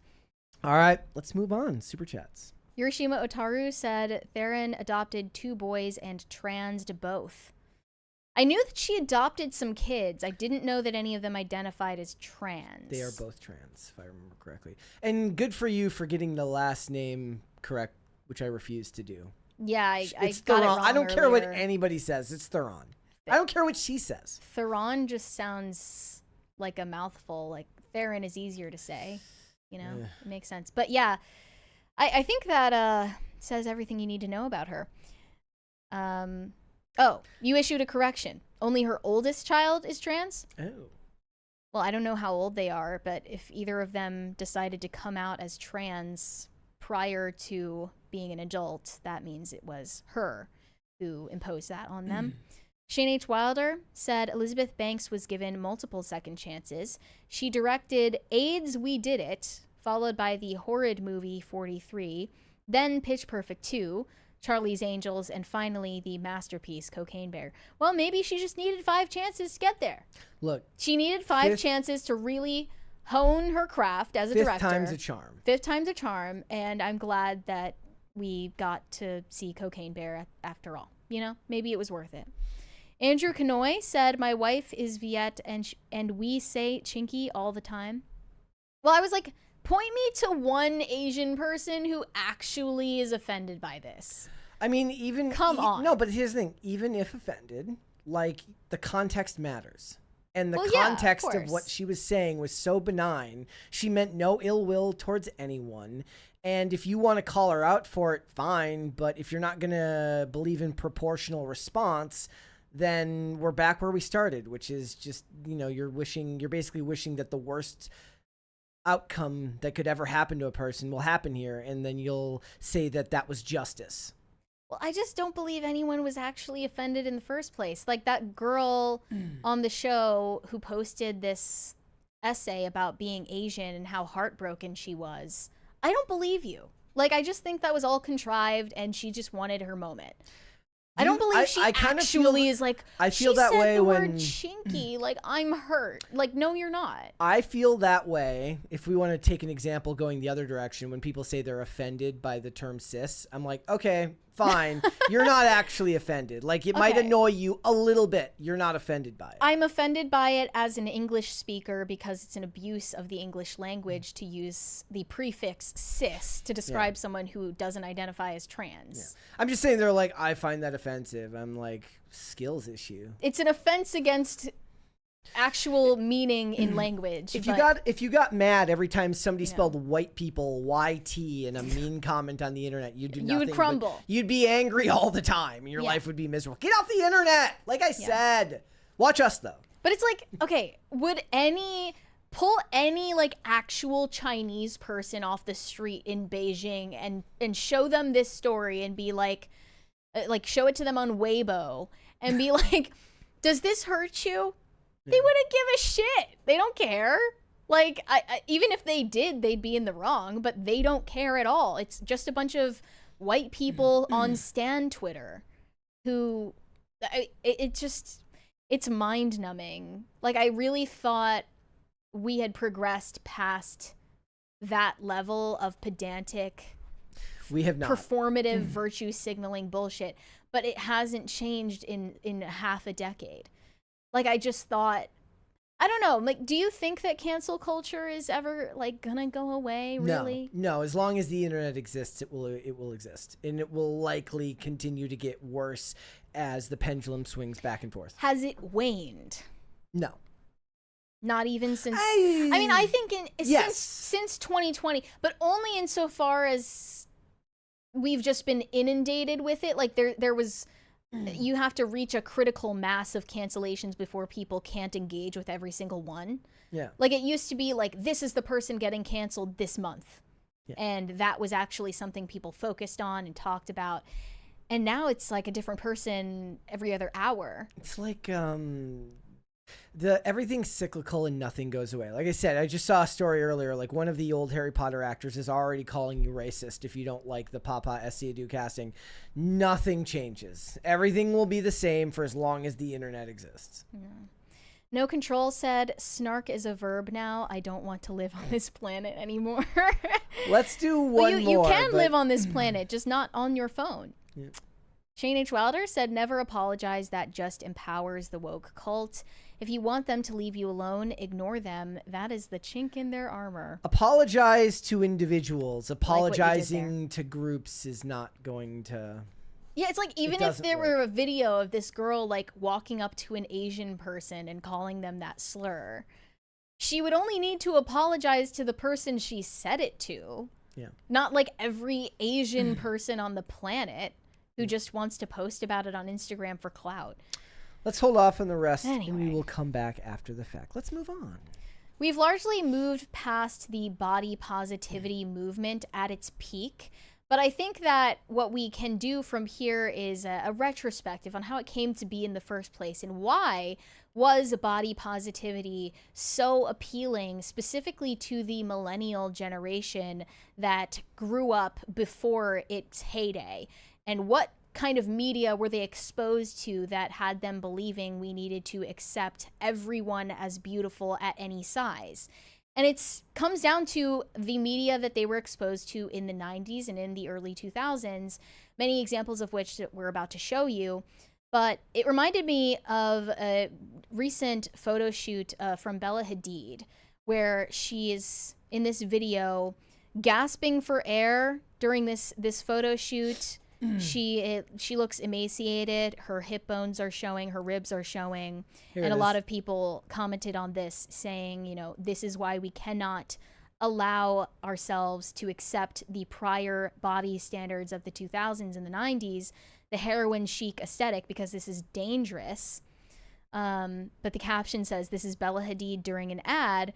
And they commented, ad for what? A hospital? Someone give her the rest of that almond.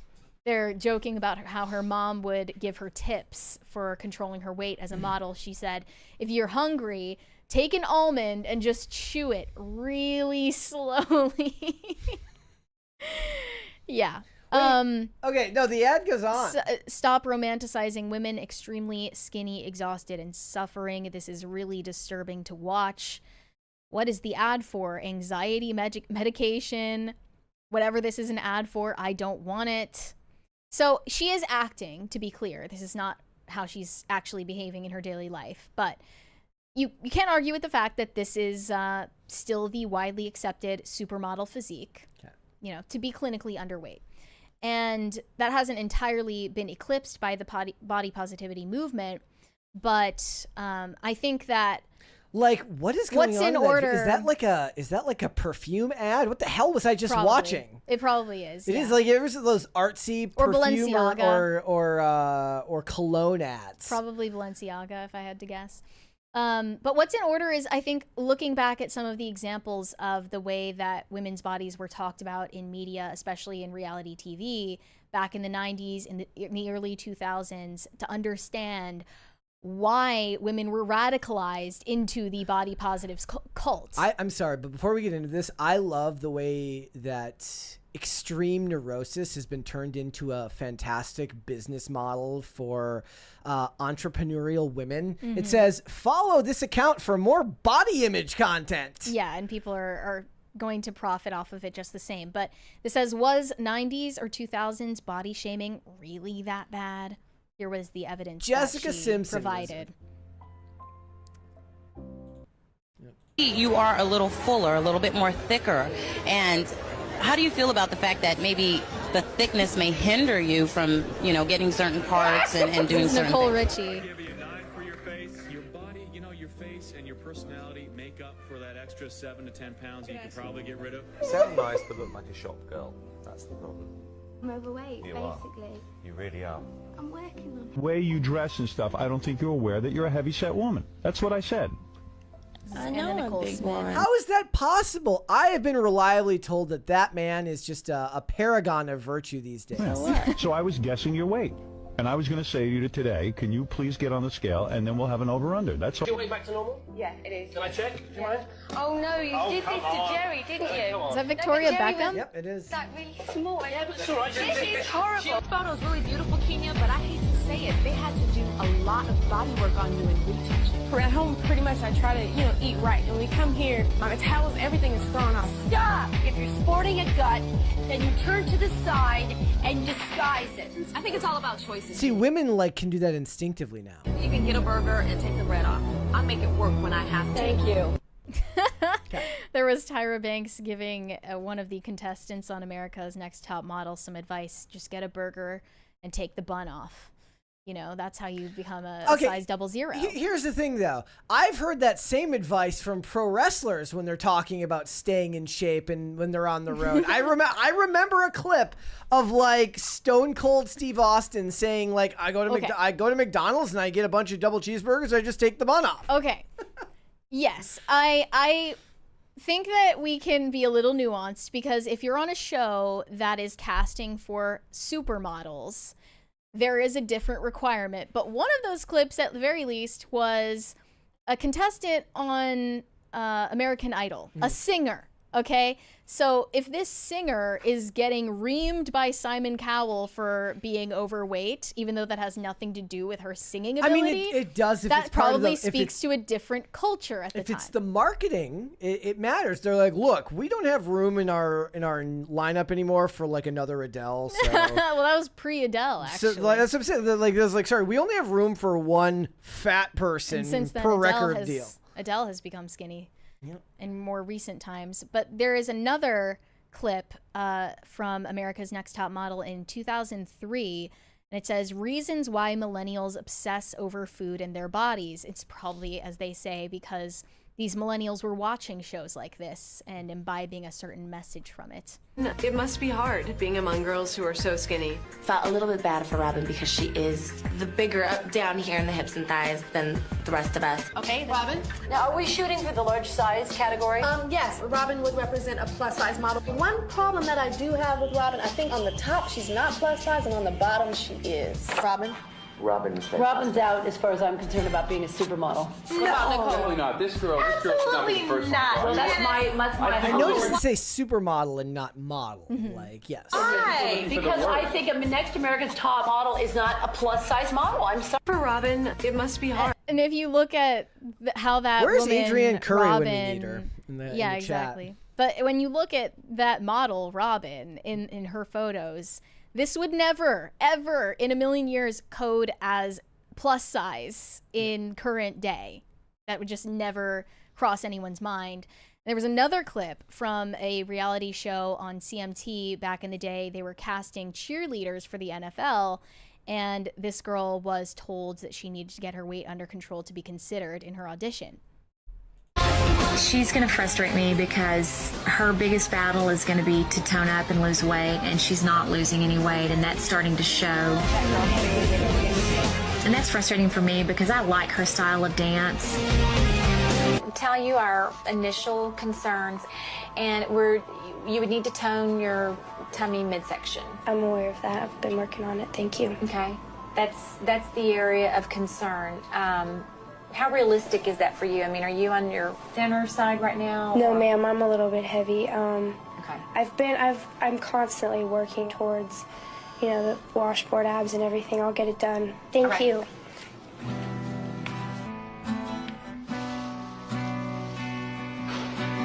I don't know. I'm kind of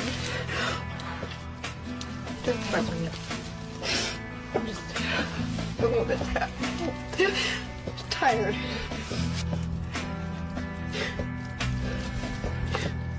I just, again, need to work on the weight, which is fun, and I can get that done. Call Jay. Jay is never hesitant to meet up with you to work out, because obviously, you know the uniform. You know, you have to, if she's on you about your weight, you want to take care of it now and not wait. So you see that other girl is responding by giving her advice on how to lose the weight. The most striking difference between the reactions in these clips and what you would see today is that the women receiving this criticism actually agree with it. And they're saying, like, I promise I'll work on it. I'll get it done. I'll lose the weight. I'm so sorry for being a size 4, whatever. And these days, in a situation like that, it would never be said in the first place, obviously. But if it ever came to that, the women in these shows would be like, no, fuck you. I'm beautiful at this size. I'm beautiful no matter what. I would be beautiful if I were 300 pounds because of who I am on the inside, and I'm a strong bitch. So it's just interesting to see that they reacted to it. They were essentially receptive to the advice that they were getting, even when it was put in a very jerk, like it was not put in a way that was charitable to them. At the very least, they were getting yelled at, they were getting insulted, they weren't even given constructive criticism. It was just like, you're fat and you'll never make it in this industry, whatever industry it may be. Yeah, I mean, especially cheerleading though, that's an aesthetic business for them. Yeah, I mean, like there's.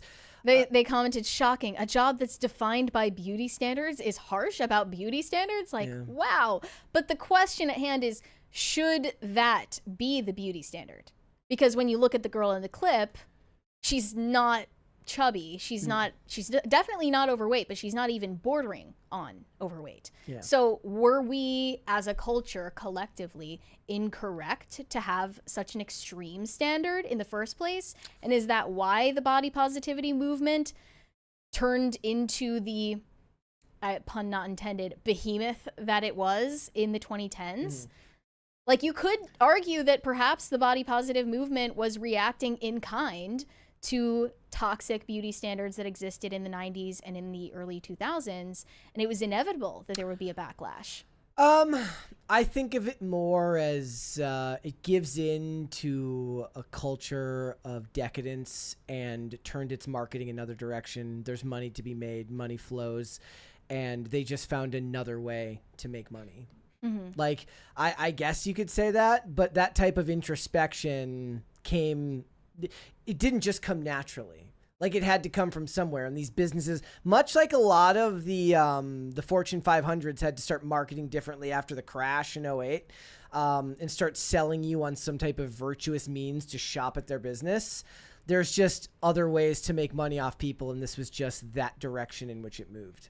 And a lot of these media outlets and fashion magazines and products sold mostly to women caught on to how popular body positivity could be. Well, think about all the money that can be made off weight loss products, but think about how much more somebody could make money off you if it requires zero actual effort on your part. Like, why sell them a weight loss program that they might try and then give up when you can sell them like form-fitting clothes that pack in your fat gut? I just don't understand why it has to be all or nothing, you know? Why do we have to veer toward one extreme or the other? Why does it have to be there's either nothing, heroin chic or, Lizzo? Why does it have to be between these polar opposite extremes in the first place? Why? The middle has no coding. And I'll tell you, the same is true of political ideology for the most part, which is that do the people with nuanced takes get lots of attention? No, it doesn't play well for copy. It doesn't do well for headlines, and it doesn't do well to grow an audience. You want to reach an audience by having the most insane takes, and then perhaps you work your way back to the middle. But most of the time, it's whoever can come up with the headline that speaks to the worst aspect of a person's psyche. And for fashion and things like that, it plays to the extremes. What does everything else code as? Now, I would imagine there are plenty of models who look normal. They're doing drug commercials. They're doing commercials. They're not making as much money as Bella Hadid. And they're doing commercials for Swiffer Jets. Right. That's what they're doing. They're not models. They're models. of a different type. But they're more like commercial. They're not fashion models. They're not models, looks-based models. But how many, like, what do you see more commercials of? The stuff we're watching here, or somebody who's selling some type of vacuum? You see way more of that. Go on any streaming service with ads, and it's all stuff about buying stuff for the home or cars. You don't need a supermodel to hand somebody a pair of car keys and get in a car. Yeah, that's true. I guess that comes down to the whole discourse about representation. You're going to see plenty of representation of diverse body types, of people who are not overweight or underweight, if you just watch commercials for products. If you're looking at an ad for for like Gucci or Balenciaga, you're not going to see average people represented in those ads, because they're not advertising something to the average person. They're advertising something to the upper echelon of consumers. I made the joke like a couple years ago, like we went to when I think it was when Tim was buying a pool table, and they went into the store that sells like the pool tables and the jacuzzis, and it was just all middle class. It was all the people in the pictures were just upper class looking white people. Like, now it might have been because they just had there was never a boardroom dedicated to like, diversity in pool table ads. That's, you know, I was like, you know, but that could have been because they haven't updated their ads in a while, or it could have been because there's a certain amount of like market research about who's spending the money on this stuff in America, and that's where it goes. Yeah, I guess if we do have to pick... That's not bigotry, it's capitalism. If we have to pick between two polar opposite extremes, I guess I would say that the 90s or 2000s beauty standard is preferable to the one that has been forced on us for the last 10, 15 years. Yeah, like I said, there's if we had to pick one toxicity no instead of another type of toxicity, I'd prefer the one that encourages people to be hot. We were at Walmart. Me and Olivia were at Walmart the other day, and I was like, "Oh my gosh, it's a thin woman in an advertisement, like on one of the posters." For like the clothes? Yeah, or? had gap teeth though. I was like, There's always something. Yeah. There's always something that has to be wrong with them. Yeah. You can't escape it. You can't. All right, let's go to Super Chats. Guys, we're like a quarter of the way to a Second Crisis Party. Let's go. Adam said, "I'm Asian and I did not find it offensive." Well, I guess what I'm trying to say is if you did find it offensive, it's not like anyone should care. Like, no offense, but like... Look at her intent. Did she have any ill will behind her statement? There was like a less than 3 in there.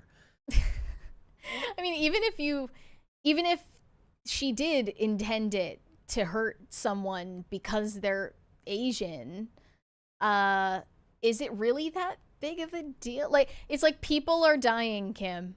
Like when Kim Kardashian lost her diamond earring at the beach. Yeah. And Kourtney is like, people are dying, Kim. Like, that's generally the attitude that you should approach these things with. Like, whatever problem you're worrying about an influencer saying something offensive, it's not as important as what someone else is going through or your own life. You know, get a job. $2 Rumble rant over here from the Quiet Part Pod says, shout out to the Viva Frey crowd for watching. I remember when I met him. He was a very nice guy. Why shout out to Viva Frey, though? I think that their audience might have shown up. Oh, hi. Over on Rumble. And we got one here, a 20 from Grunmeister says, can we just get something fun and silly like pro wrestlers giving pirates in a water world adjacent movie? Just something fun and enjoyable with no political messaging. Well, I did see that both Cody Rhodes and Roman Reigns were cast in the live action Street Fighter movie. So you might get that soon. I forgot about that. Yep. That was announced a while ago, wasn't it? Yes. But I mean, those announcements were recent, but the Street Fighter initial announcement was a while ago. Shane H. Wilder said, the flooding out where I'm at was bad, but not as bad as other areas. I got caught out in it on the 4th. Today is the first day without rain. Okay. Well, I'm glad you're okay. It's been looking pretty crazy. Sirenko Productions said, no pierogies. We me too you like Baldoni. No. Don't do it. Okay, that was a bit of a reach. but I respect the effort. Shane H. Wilder said, did Mary just make a Father Ted reference? Nice. Yeah, it's a good show. I recommend it to anyone. Blood-Based said, childhood obesity is a real problem. Body shaming isn't. Maybe fat people should be more ashamed. I do see people out and about with their kids, and their kids are, in some cases, morbidly obese, and I'm just like... there's no way that is your fault. Yes. Like, that is 100% your fault. It would be your fault if you had a dog that was morbidly obese. It's your fault if your child is morbidly obese. And you can't just, blame it on red dye 40 and food deserts, and you could just come up with any number of explanations, but it comes down to you. I will tell you why some people push back on that, though, is you are 100% correct, but much like the people who say, I'm not an asshole, I just tell people the truth. No, you're an asshole, and you want to be mean to people, and it's all in how you deliver your information. Everybody's got that friend who's like, it's because I don't lie. It's like, no, you have no tact, you have no decorum, and you're a piece of shit. Okay. But I see what you're saying, but think about it from another perspective, though. Would they even be receptive to hearing that in a nice way? No. Probably not. I understand. I'm just pointing out that there's plenty of people that use this stuff as cover to just be dicks to other people. Some people will evade responsibility for what they've done, regardless of whether it's framed as constructive criticism, whether you sandwich it with compliments or whatever. It doesn't matter. They're going to react the same way no matter what, and it matters who you get the information from. Like that's what I'm saying about it. It's like if you're talking about fat shaming random people online, do I think you actually give a crap about that person's health? No, I don't. I think much like the person who wants to be mean because a guy said a slur and they now feel virtuous in doing so, I think you just want an excuse to be a dick to someone. I don't think you care that somebody's morbidly obese. I think you want to be an asshole on the internet, and that gives you your justification in doing so, which makes you in many ways no different than the person who wants to be mean to somebody because they got caught doing something wrong, so you feel virtuous in doing so. Yeah. Like, I see that argument, but as an asshole, like, I don't know. Like, I'm saying that it should, in part of this is on the people who get the information. Like, you should care more about the thoughts and feelings and opinions of the people in your life, the people that matter to you, because they have actual insight into who you are as a person. But being randomly mean to somebody online doesn't inspire them to want to take your advice. Sure. Most of the time, it just makes them defiantly the opposite. Even when it's framed in a more general sense, like people look for a way to get offended, especially about like the iPad baby conversation. If you say, the obvious, which is that you don't need to inundate your children with unlimited screen time in order to raise them.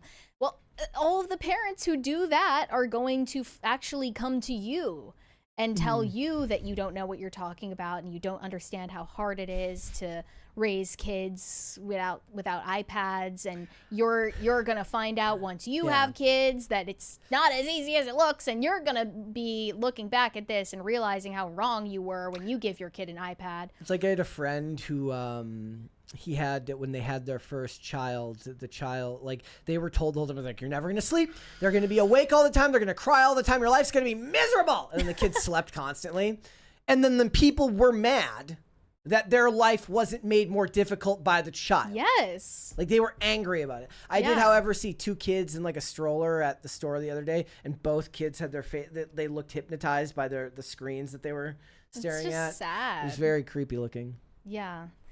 Drewish AF of Christendom said, I often wonder what Brett's, I think you did a typo there, looking at. That was, I don't know if that was a typo or if that was glasses? intentional. Nothing, because I can't see anything without my glasses on.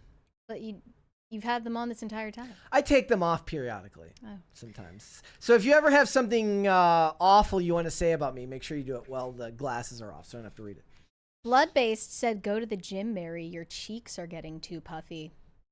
Burn. How, what is the workout you go to at the gym to get rid of puffy cheeks?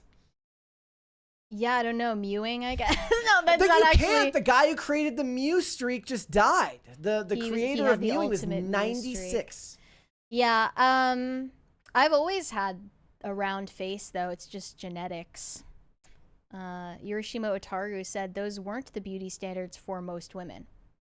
Well, they kind of were, though, weren't they? I mean, Like look, was. that woman was looking. One was going to be part of America's Next Top Model, and the other one was going to be a cheerleader for an NFL team. So no, that's not the beauty standards for There was also most women. Okay, beauty standards are generated in the media. Look, I don't know if beauty standards that change are generated by the media we consume. So yes, that maybe was as a the guy beauty I wouldn't be standard. able to understand, right? Like, because I never held women to that beauty standard. But like, if the women were doing it or other men were doing it, I guess that could have been true of the time. But that's not something I would have thought about. Sure, that makes sense. I'd have been like, no fatties, but that's about it.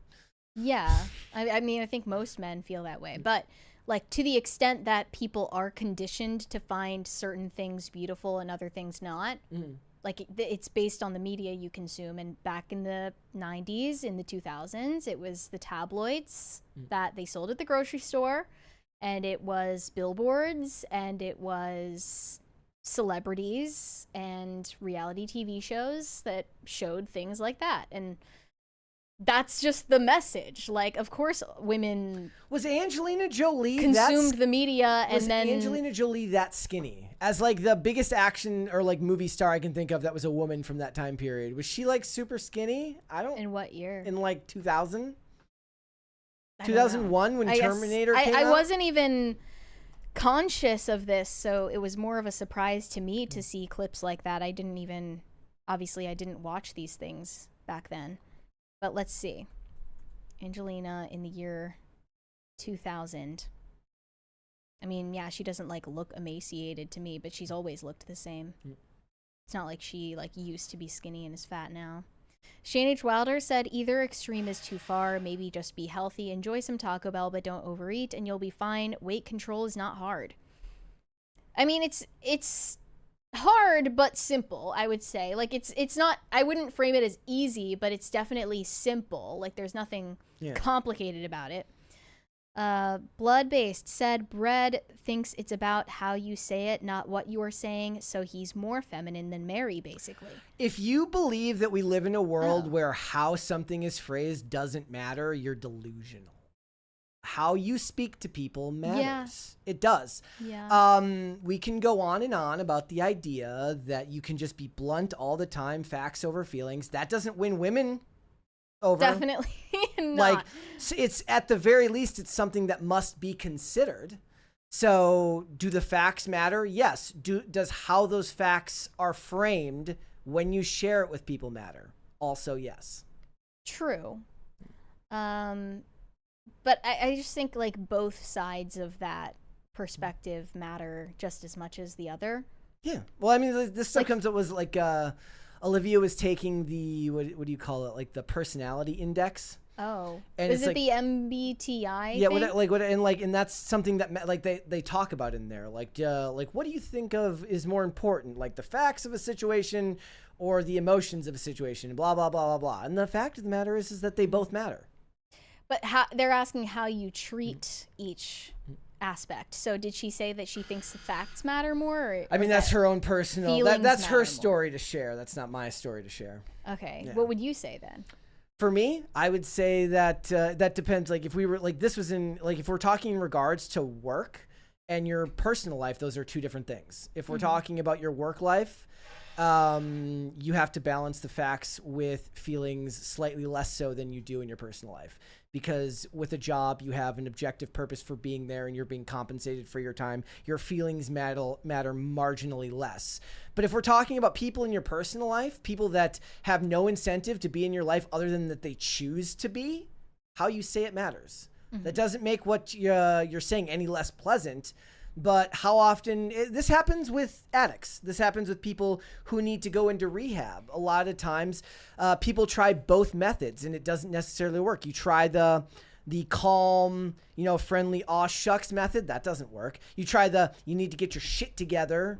That doesn't work because they're going to push back. It doesn't really have a one or the other perspective for either of them. You have to balance the two. Part of that would be on you, the person sharing the information, to prove that you actually know something about the person you're trying to get this information across to with, and show that you understand their style of communication and what works. Maybe people don't like that because it's an indictment of who they are, because they believe that everybody should default to their method for sharing information without realizing that that's not how human communication actually works.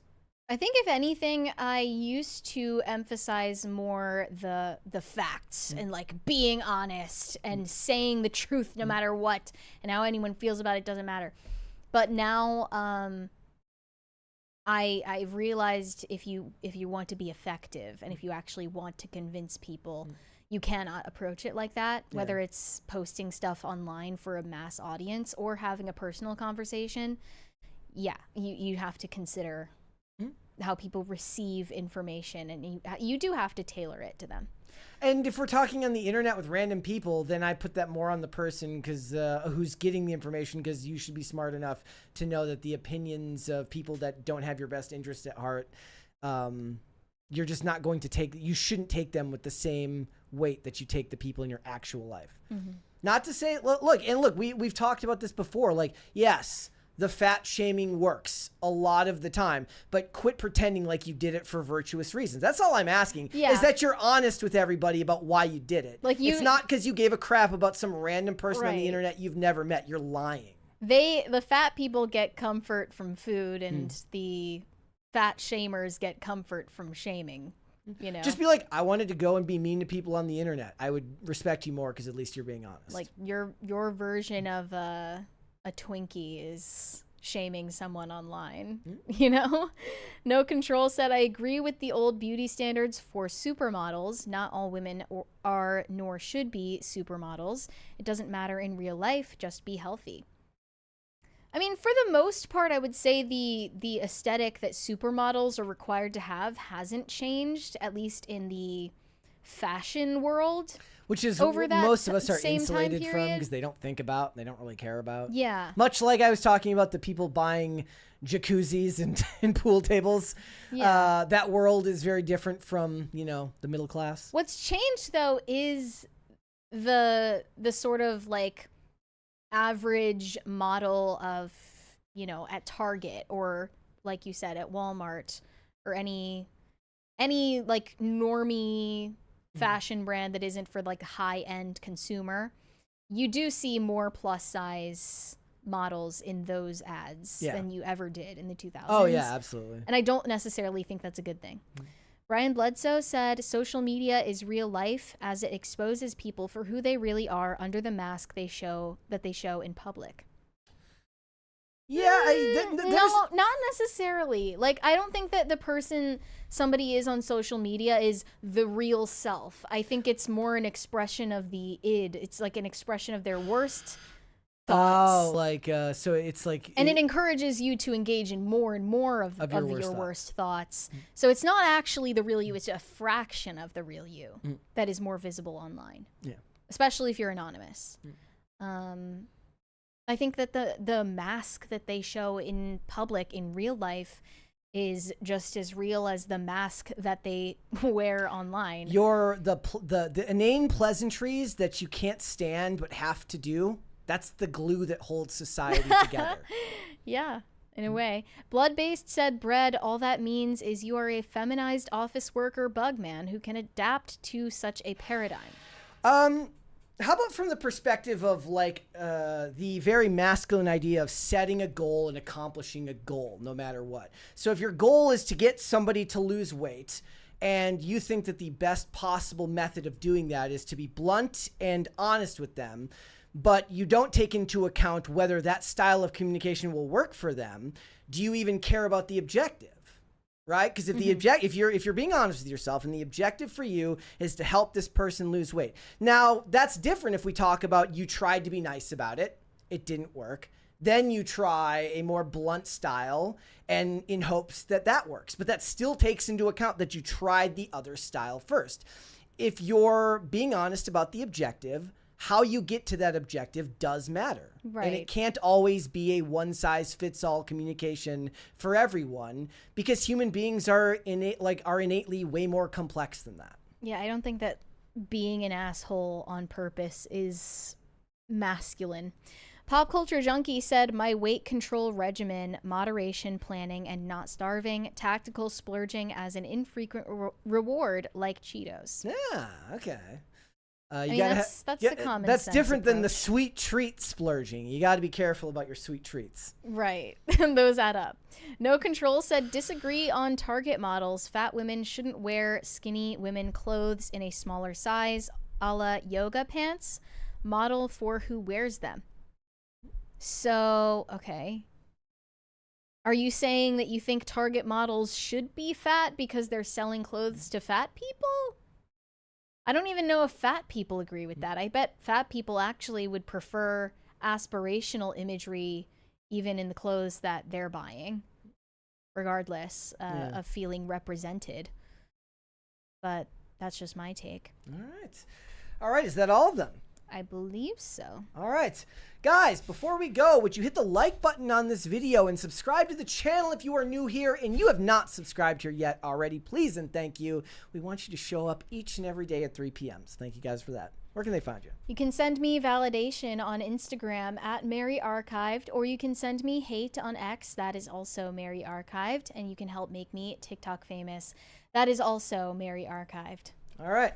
If you guys want to follow me, I am on Instagram and on X at Brett Dastovic on both of those platforms. We are here 5 days a week, Monday through Friday, 3 p.m. Eastern Standard Time, which is, of course, noon Pacific. We are on Amazon Music, Apple Podcasts, Pandora, and Spotify. If you would like to listen rather than watch this show, you can rate and review on Apple Podcasts and on Spotify as well. That always helps the channel out. And if you want to follow us on social media, we are on Twix at popculture_show, Facebook at Pop Culture Crisis, Instagram at Pop Culture Crisis Pod.